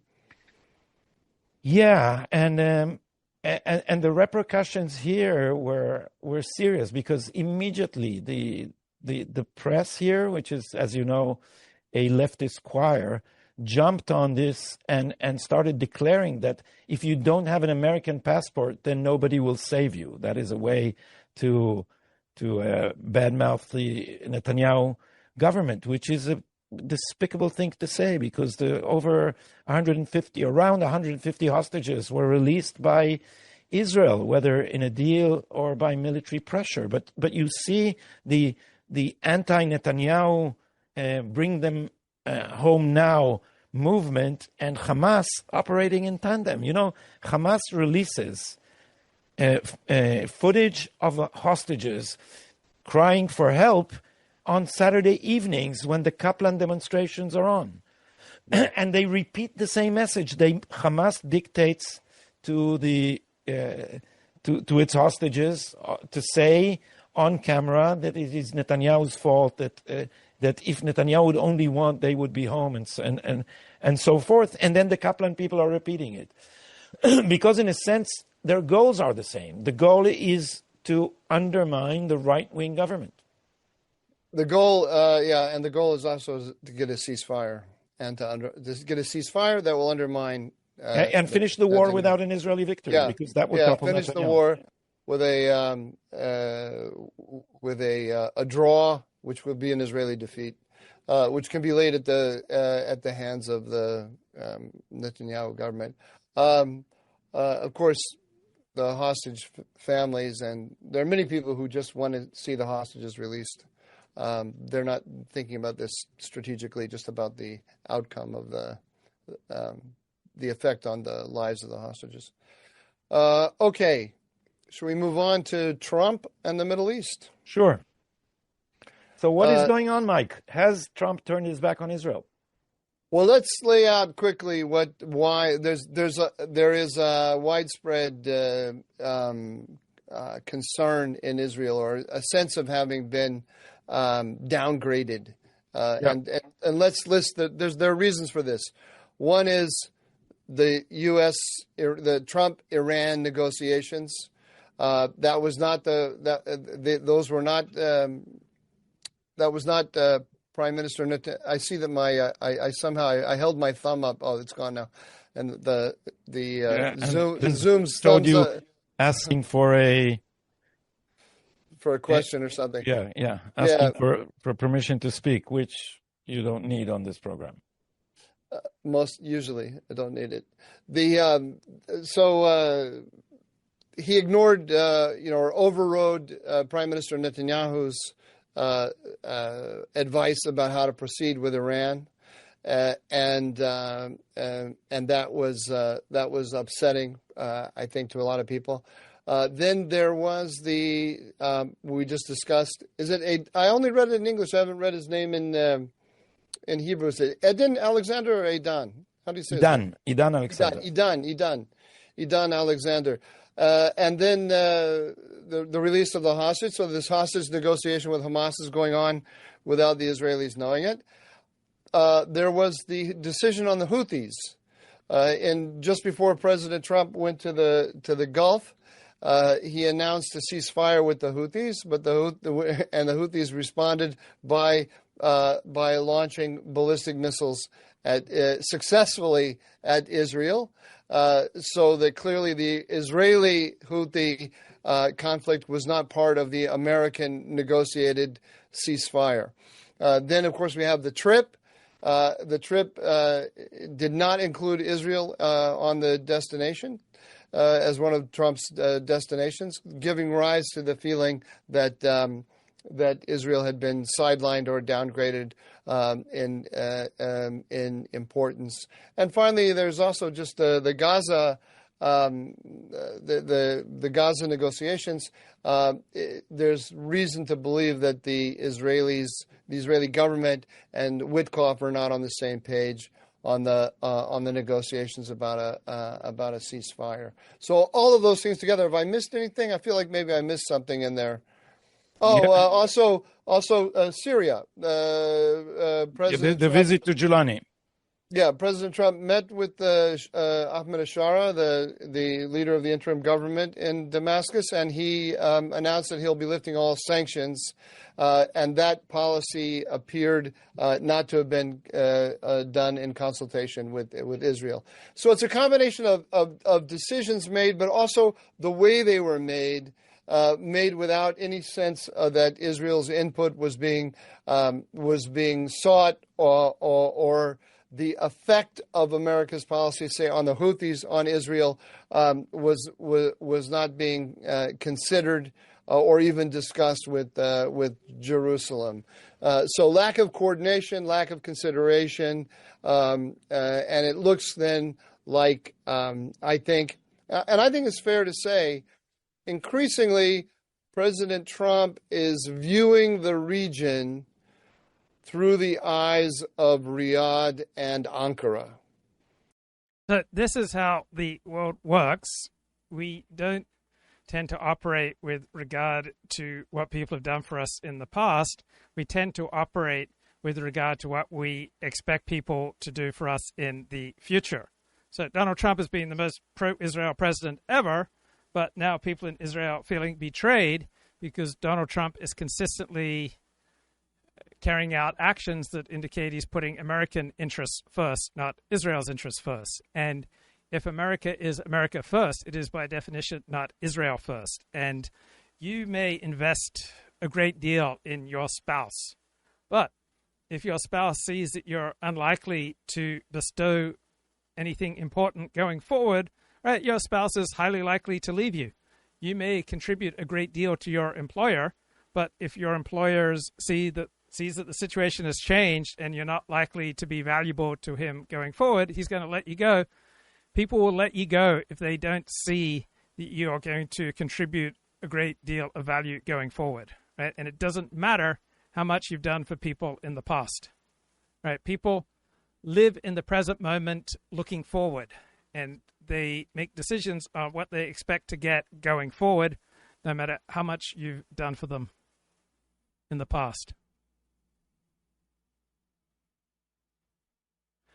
This is terrific. All right, this is Orion Taraban, psychologist from the YouTube channel PsychHacks.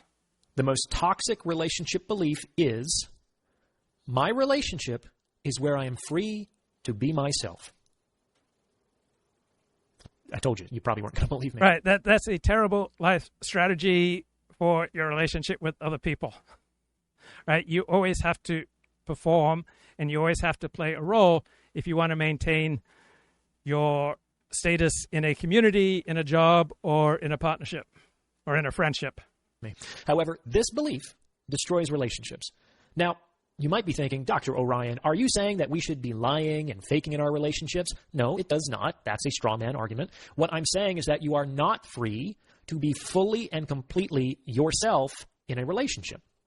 This belief is toxic because the people who endorse it tend to live their lives like this. Their implicit framework is, out there in the world, that's where I have to act. When I'm at my job, I have to put on a smile and do what my boss tells me. When I'm on the bus, I have to tolerate the rudeness and the body odor. When I'm with my family, I have to be a good... Right, if you want to maintain relationships, you have to follow etiquette. If you want to maintain your position at work, you have to follow etiquette. If you deny commonly accepted applications of etiquette, you will crash into the rocks. Daughter or the firstborn son. And sometimes even with my friends, I have to pretend to be interested in Marlene's latest interpersonal drama or Steven's ill-remembered recapitulation of whatever the media has encouraged him to think. But in my relationships, that's where I get to let it all go. That's where I just get to be myself. I don't have to try. I don't have to perform. I don't have to generate value. My relationship is where I get to drop all role-playing, be accepted unconditionally, and finally be myself. That is a toxic belief. Now, before I go any further, if you're liking what you're hearing, please consider sending this video to someone who might benefit from its message. However, a better way of thinking about it is that most people are channeling a version of themselves at work that is conducive to professionalism. Right, and you want to channel a version of yourself in your friendships, in your communal relationships, in your synagogue and church appearances, and in your romantic relationship. Is what we tend to socially expect from people occupying a professional role. And why do we expect this? Because it eases the professional relationship. It is easier. Right. It's very difficult to work together with 50 other people unless people are following etiquette.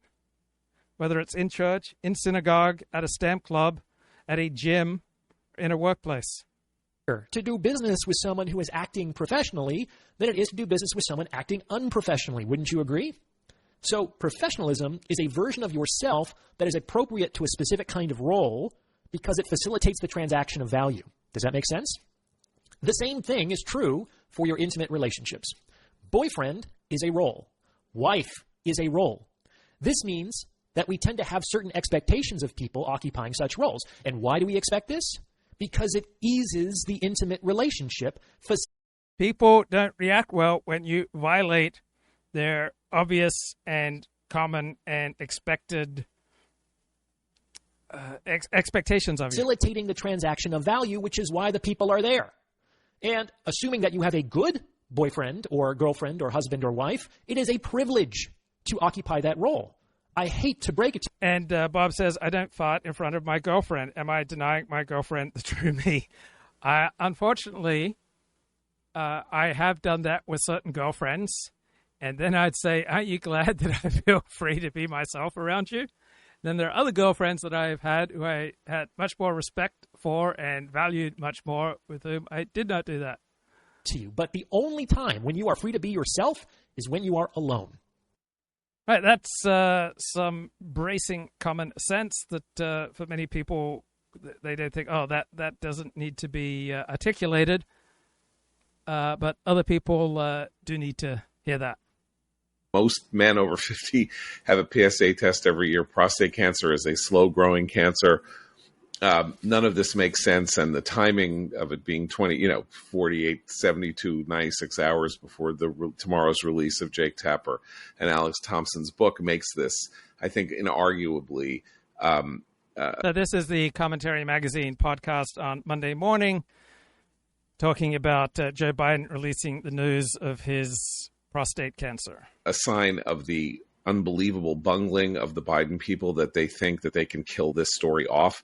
The Thompson Tapper Biden's infirmities story by. The Thompson Tapper book is excellent. I'm enjoying it. I subscribe to Amazon Music, and as part of that subscription, I get one free Audible book to listen to each month. And I chose the new Jake Tapper book on Biden's cognitive decline. Essentially appealing to the sympathies of people when this only highlights the feeling that a massive cover-up was going on that now extends to the possibility that we were not being told that the president had cancer.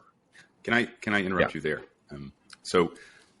First, we have seen this technique used by Team Biden before. If you recall, throughout Biden's presidency, whenever there were headlines about Hunter Biden, Biden Inc., the Biden family business, trading off Joe Biden's position in American politics for lucrative contracts among his family members, suddenly there would be major action on the lawfare front against Donald Trump. So you would have a bad news cycle about Hunter Biden and the Biden family, and then the very next day, a new indictment would drop. A new special counsel will be announced, all on Donald Trump. So that's one thing. If this had just come out of the blue after years of us taking the Biden family at their word, well, then it would be, as it already is, sad, right? And shock. But it's not shocking that the news came out in the way that it did. Let me put it that way. Number two, I just have here Kevin O'Connor's a letter from July 8th, 2024, talking about the visit. If you recall, on July 8th, 2024, not long after, the New York Times reported that a neurologist had visited the White House. So this is in the aftermath of the debate, the disastrous debate. Which was June 27th. June 27th, right? Just to follow the timeline here. Yeah, so just to follow the time, to get back in that mindset when we were, podcasting every day about the incredible emergency. Of course, this is also a week before. This letter's coming out a week before, or 5 days before Donald Trump is almost killed in public. So just to take you back to that amazing, incredible, crazy month.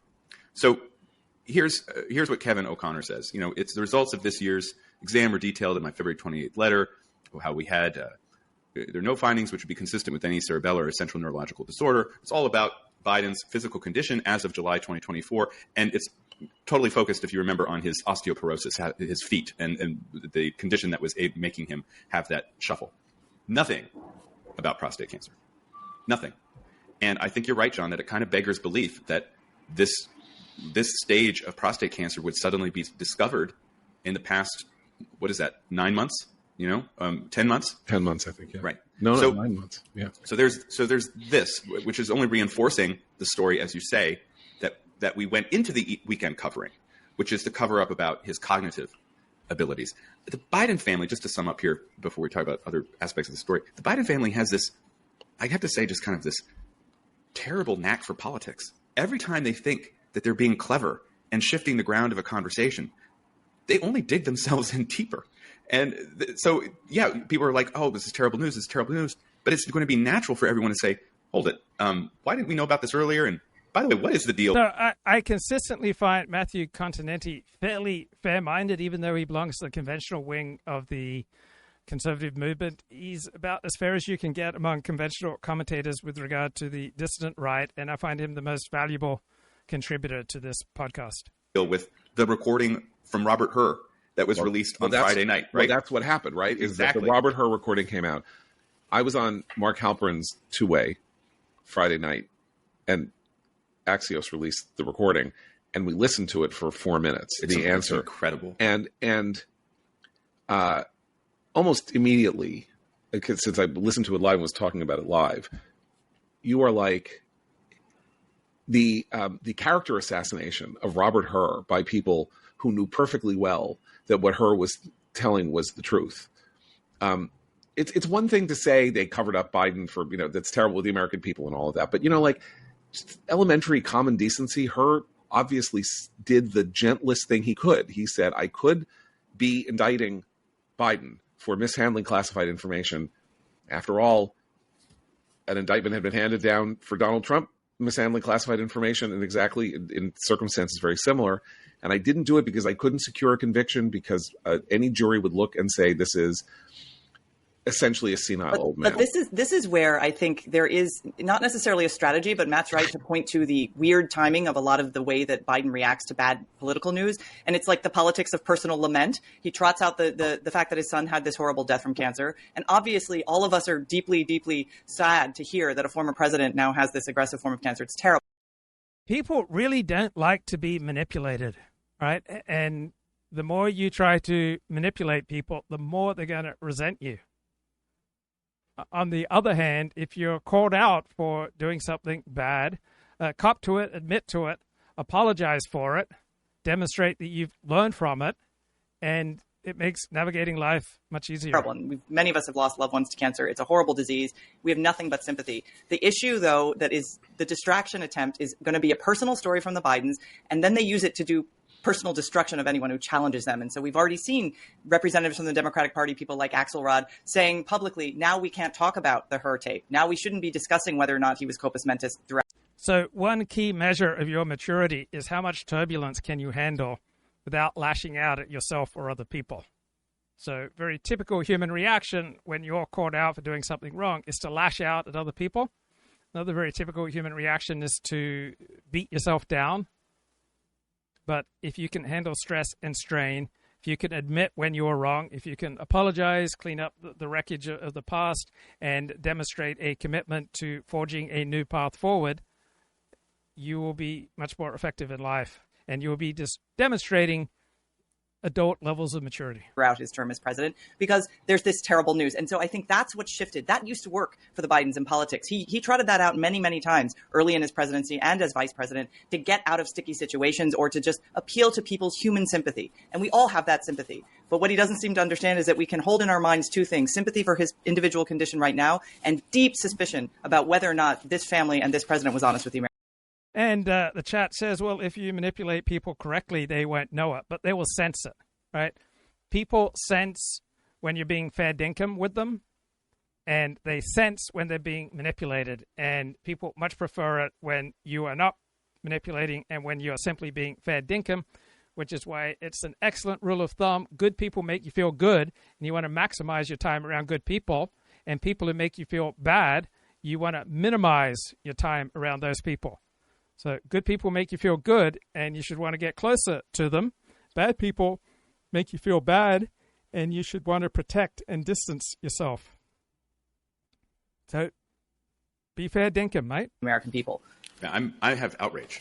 I don't have suspicion. I think the more we learn, the magnitude of this scandal is overpowering. I mean, to listen to that tape of Biden, he was out of it. He was totally out of it. He was the president of the United States of America, right? Yeah. And we were talking about this on the podcast at the time, and no one else was. No one else was. Maybe Alex Thompson. Yeah. Every so often, Alex Thompson would kind of have a little thing, and he was ignored. And then when the two reporters from the Wall Street Journal did it at the beginning of mid-June. No, Orion Taraban wasn't saying you should manipulate everyone in your life. It said that you should bring a version of yourself to different situations, but recognize that there is an etiquette and that there is a role for you, whether you're a husband or wife, a son or a daughter, an employee, a supervisor, if you're a member of a church or synagogue, that different roles will require you to behave in different ways, and you should bring a version of yourself and perform to your role. That doesn't mean that you then manipulate people. It means that you live up to the expectations of your particular role and the etiquette that is expected from that role. With all their sources, they were attacked by major media figures. They were attacked. If Karine Jean-Pierre, it's any job, public relations, that is a shame on whatever company hires her. She should not be active in public life. The people who gaslit and attack people and try to ruin people's careers to cover up for a man who is clearly incapable of being the commander-in-chief for 4 years, that is a massive, massive outrage. Well, that's why I brought up, I think that's why I said that the treatment of her speaks to this deeper fact, which is, look, if we talk tachlis here, as we say, Biden resigns the presidency or is 25th Amendmented out of the presidency, Kamala Harris becomes president, meaning there would be total ideological and partisan continuity. It's not as though he resigns and then they have to call elections and Donald Trump mysteriously then is reelected president. That's not how we work in our system. So it goes to the question of whether, so if your panic is, oh no, Donald Trump is going to come back, right? Which is in fact what happened.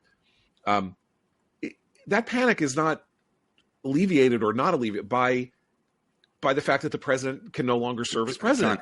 Yeah. It's so not my point political. is, it's pathological with these people. It's you look at Jill Biden, Dr. Jill Biden on The View 1 week ago, interrupting her husband, knowing it is Lady Macbeth. I'm sorry. But this is the reason that so my point here is the people who covered this up out of deep personal ambition.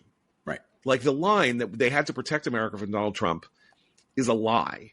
This is about, and I'm sorry, I'm going to name names here. This is about Jake Sullivan, his closest foreign policy advisor, and Zients and Klain and Jill Anita Biden Dunn. and all of that. And Anita Dunn, they knew, we knew, so I know they knew. We knew. That's why you say we were talking about it in 2022 on the podcast, before the whatever. He had lots of slips very early on in his term. We were talking about it from the very beginning. Right. So they knew, and I'm sorry, there's a horn honking outside my window. New so York I'm really life. distracted. Yeah. No, City. someone's annoyed, obviously, because someone's double. He resigns the presidency due to sickness or due to infirmity. And then people say, my God, look what he did. Because he understood. Chance. What? He had his chance in 2022. I know. Right? That's what I'm saying. He could have said, we got through the midterms. I passed all this legislation. I'm now passing the torch to Kamala Harris. I'm really not well. And then he would have been a kind of celebrated, lionized figure, somebody who didn't do what the Wilsons did, didn't do what JFK and his doctors did. But I just want to interrupt to say, it's not just the Bidens and the Biden family and the immediate close, Politburo guard, Praetorian Guard, whatever you want to call it in the White House. This implicates Kamala Harris and every member of the cabinet as well. So in that sense, it's a broader scandal for the Democratic Party because her constitutional responsibility, after seeing that he couldn't even hold a cabinet meeting or deal with cabinet members, was to call the cabinet together and say, we have a problem, and to push that. That was her role. But her own desire for power meant that she didn't do it. And she lied repeatedly to the public. And for those of us who were not huge fans of Donald Trump coming back, if you have a choice between Harris and Trump, a lot of people went for Trump in part because she seemed to be continuing this myth about Biden's health and his abilities. And that's the implication for the Democratic Party that the Thompson and Tapper book is part of. They are also trying to make this about 2 years at the end of his term. And nobody knew and they were fooling us and fooling the public. And isn't this terrible? That's not true. That's not what happened. John, you're right about the personal ambition point, because if you are on Biden's team and you hear the Her tape and you care about him and not your personal ambition, you think, oh my God, we got to protect this guy from anything in the future. This is not someone we need to be trotting out on stage. This is not someone that needs to be waking up at a certain hour, that needs to be traveling, that needs to be handling questions before lights and cameras. This is a guy that needs to go off into the sunset. That would have been the kind thing to do.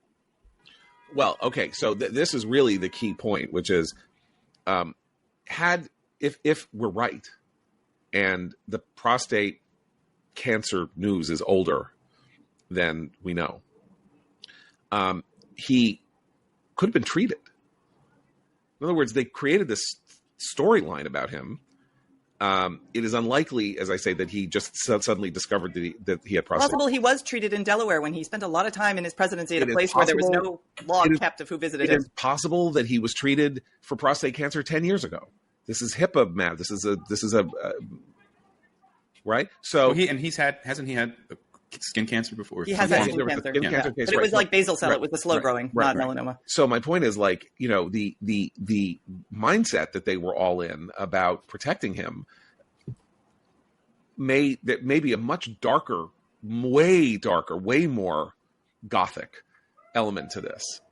If you see what I'm saying, that because they had created this storyline from 2019 onward that he was more than capable. He was just, now he was disciplined. That's one of the things we were told, because of course he was a blabbermouth, right? His entire career, he ran off his mouth like no one you've ever seen. And I've told the story about having lunch with him in 1986 when he came to the Washington Times for an editorial board lunch, and somebody said, how are things going on the Judiciary Committee, when he was the ranking member? And he opened his mouth, and 45 minutes later, he closed his mouth without taking a breath, practically. So that's the real Biden. And then he shows up in the presidential race in 2019 and is answering very in a clipped, abbreviated way at debates. He was not filling his minute.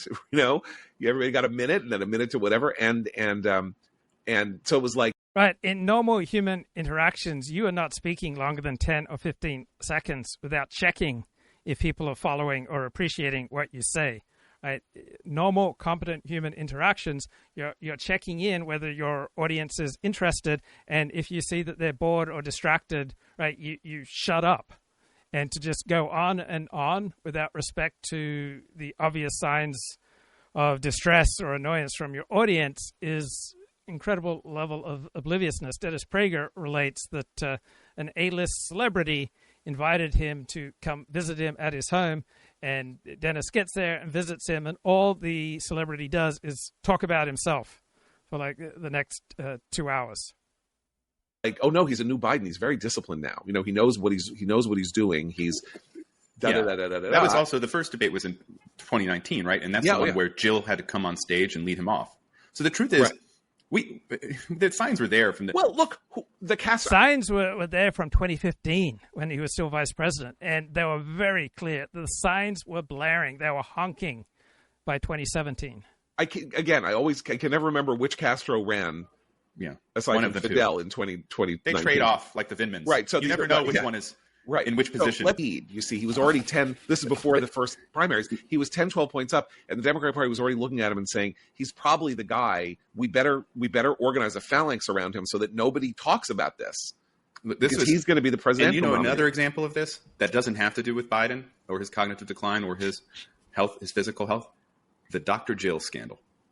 When our longtime colleague and friend Joseph. All right. Anyone who wants to be addressed as doctor and they're not a medical doctor, they're violating normal etiquette, and it shows an insecure person.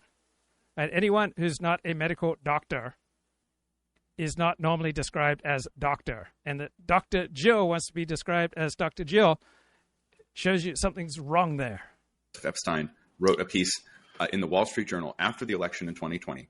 And kind of poked fun at the fact that Dr. Jill Biden, who is not a medical doctor, but who holds a EDD, always refers to herself as Dr. Jill in a way to puff up her status. The Team Biden messaging apparatus targeted Joe Epstein, living in Chicago, a bookish intellectual, and tried to cancel him. And it's the same technique. You challenge these.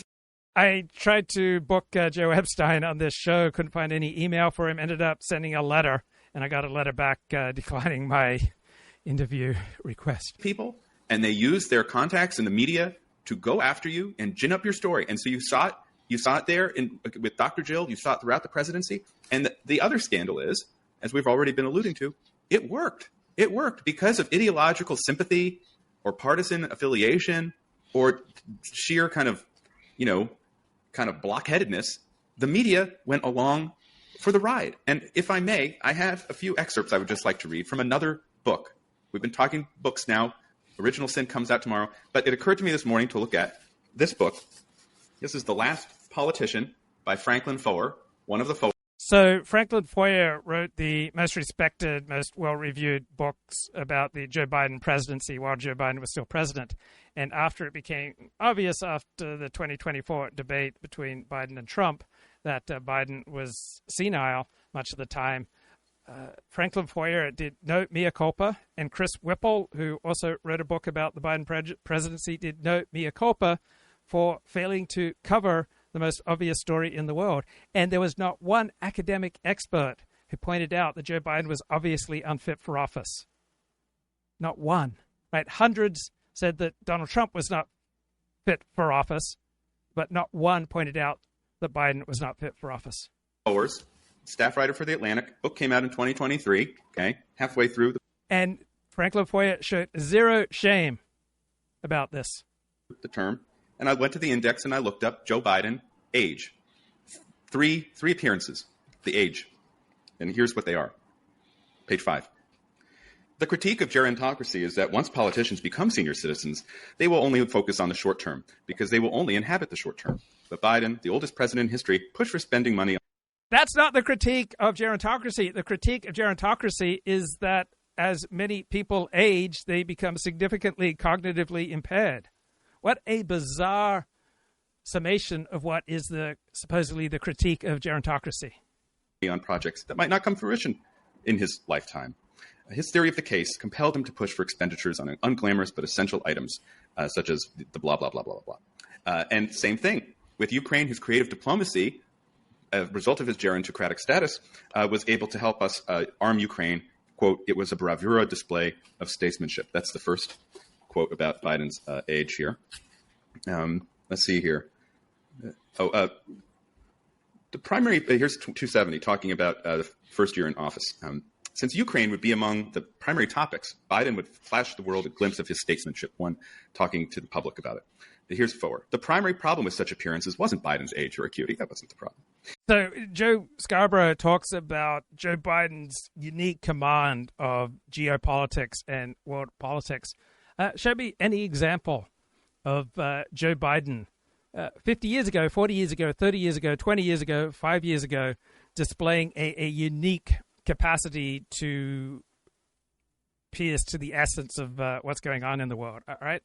The guy has never been more than a 120 IQ blabbermouth. It was his indiscipline and imprecision, traits that stalked the entirety of his career. And when he worked his way through the reporters' questions demonstrating his stamina, he couldn't help himself. That's mention number 2. And then finally, 375, the age issue is tackled most directly in The Last Politician. Page 375. For most of his presidency, Democratic voters griped to pollsters about Biden's advanced years. They seemingly preferred a president who projected vigor or who possessed oratorical chops. Silly plebes. Who would want that? Vigor? Oratory? You vox populi. Stupid. Biden's advanced years were a hindrance, Foer concedes, depriving him of the energy to cast. Right, the cognitive elite, the ruling elite, the dominant elite in the academy and in the media and throughout society kept telling us Joe Biden was fit for office, and ordinary people, ordinary Democrats kept screaming, no, he's not. And the ordinary people were right, and the cognitive elite were wrong. A robust public presence or the ability to easily conjure a name. Come on. Yeah. But, with Ukraine, 376, the advantages of having an older president were on display. Right. That's what the elite media kept telling us through the Joe Biden presidency. There are many advantages to having an older president. But when it came to Ronald Reagan or to Donald Trump, you don't hear from the elites and from the elite news media about all the advantages of having an older president. He wasn't just the leader of a coalition. He was the West's father figure. Close quote. Three mentions in this book. Joe Biden as the West's father figure? What a ludicrous, ridiculous, completely removed from reality assertion. That was what we were served for 4 years until it became undeniable with that debate. And imagine if that debate had not happened. Well, and also kind of bizarre given that in his personal family life, if he's so forward-looking and worried about his kids and grandkids, he didn't even recognize one of his grandchildren until his hand was forced by the public demanding that he note that his son had an out-of-wedlock child who they were pretending didn't exist and trying to pay off. I mean, this is where the Bidens are very keen on invoking personal affection and personal sympathy from the public when it suits them, but then becoming quite brutal and absolutely annihilating, as you say, particularly about Joe. They're political enemies when it suits them, and you can't. I think that's what's crumbled in the public's mind is you cannot do both. If you want our sympathy, then you have to actually behave like a sympathetic figure, particularly in post-presidential life, and he has not done that. Abe, let me ask you this: 25th Amendment circumstance, so that she could rise to the presidency. Imagine, or the cabinet could have done this. It's a complicated procedure. The fact or the potential here that depending on what everyone in the inner circle knew about his health, about cancer, that had Biden stayed in the election and won, President Kamala was inevitable anyway. Right. Mm-hmm. And that raises the question of the timing of the debate, which I've been contemplating past couple days. It was the June 22nd debate was extremely early. There was no reason to have that debate at that time. And if you recall, it was Biden who challenged Trump to the debate in that video he released in the spring of last year, of 2024. With about 15 jump cuts, yes. Yes, remember, with all the jump cuts. And so you wonder, what was the strategy? What was the theory of the case? You get it out of the way, and so we just showcase him this time, and so if there's any bad effects, then they won't continue? Was there a sense that we need to see if he can perform? Because switching out Biden for Harris was doable. Astounding. But this is also why that condescending attitude towards the American people, which the Democratic Party and the media elite have long displayed, came at an exact moment of populist fervor and a candidate in the form of Trump who said, they're out to get me because they hate you. They don't trust you. They think you're stupid, and they're lying to you. It's, fake news this, fake news that. Now, he goes much deeper into his critique of the media. But those two things in combination led a lot of voters who otherwise would not have voted for someone like Donald Trump to put him back in office. And it's understandable. And that's where I think, even if I'm a more traditional conservative, I'm not a populist. So a lot about populism annoys me. But I do understand what that appeal was for a voter who thinks both parties are corrupt, but one party is a lot more corrupt than the other right now because they've been lying to me about what I see with my own eyes. I continue to think that the key moment in American political life in our lifetime, not maybe in our lifetime, but maybe in the sort of the adult lifetimes of a lot of people who are under 60, was Bill Clinton staring into the camera and saying, "I did not have sex with that woman, Miss Lewinsky, and I did not lie, not one time." That some kind of compact with the American people, the political class and the American people, was broken there. And I still think that Trump is unimaginable without Clinton, because Trump's personal indiscretions would have rendered him unfit for office, except that 20 years or not quite 20 years earlier, the Democratic Party rallied around somebody who had and Trump was running against his spouse. Right, exactly. So who had and it wasn't just the political establishment. Who defended Bill. Yeah. It was the feminist establishment, and it was Hillary Clinton who was the symbol of that establishment. Yes. That, as a woman, I get to tell you, that's the day feminism died as well. Among Trump's incredible luck is his luck in enemies, and opponents. Well, that is the key to everything. But the reason I bring this up is only to say that Christine talks about the populist moment of that Trump's message resonates and connects.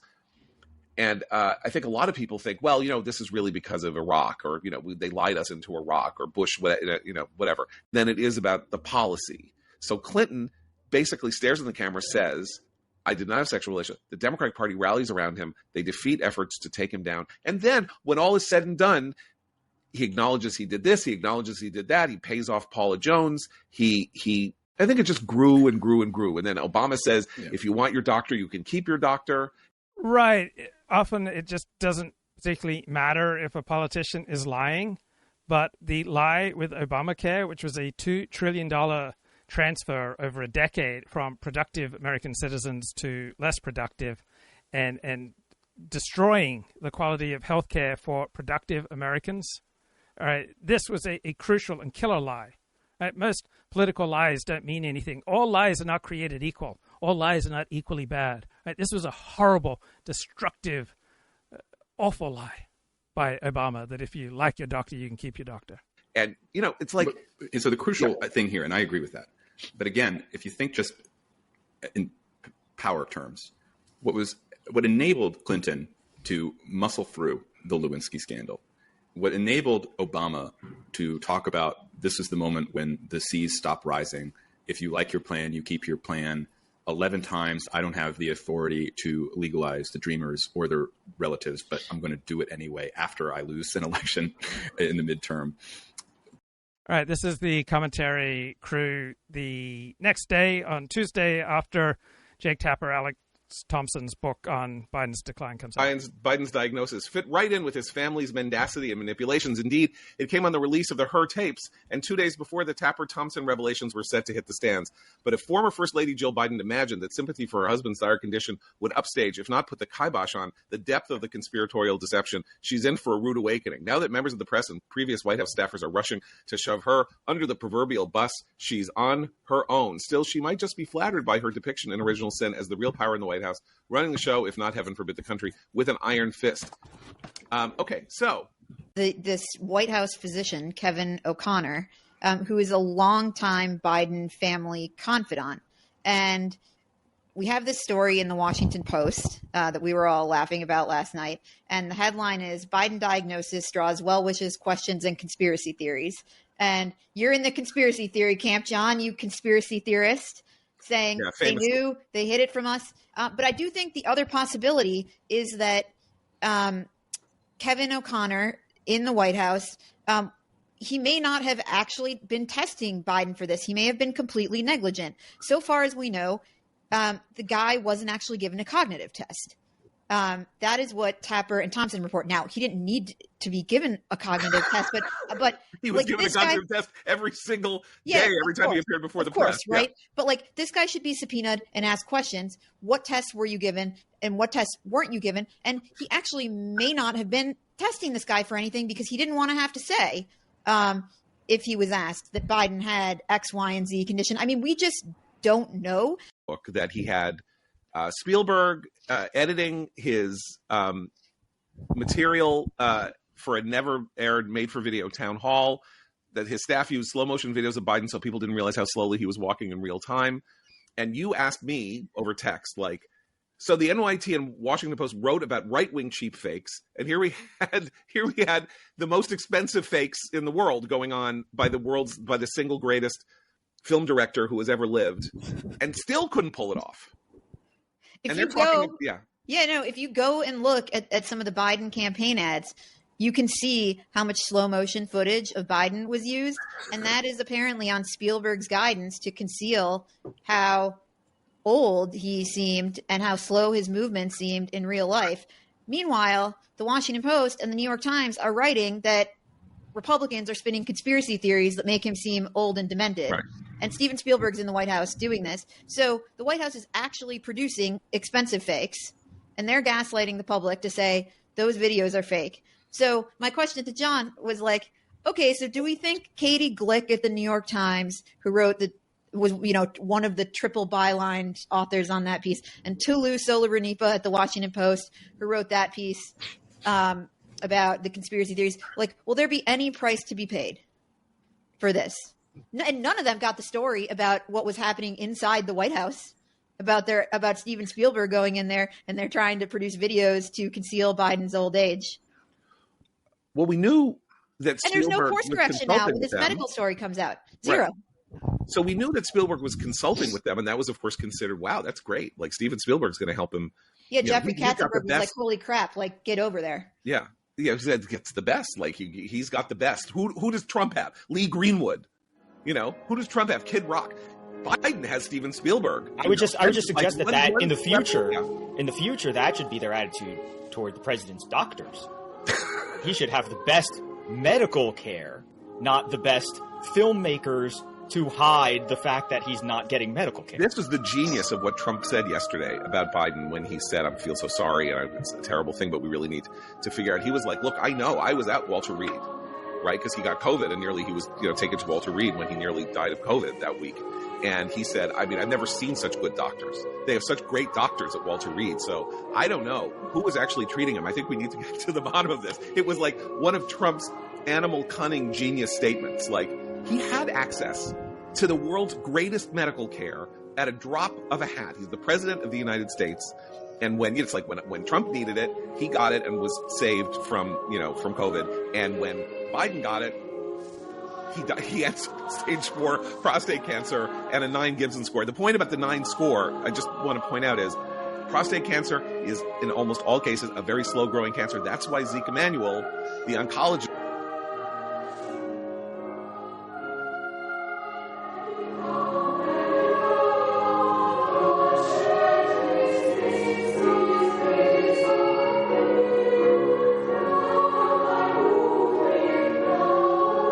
So I was commenting on Dan Senor's address to the 92nd Street Y about the state of world Jewry, and you have to ask, in comparison to whom?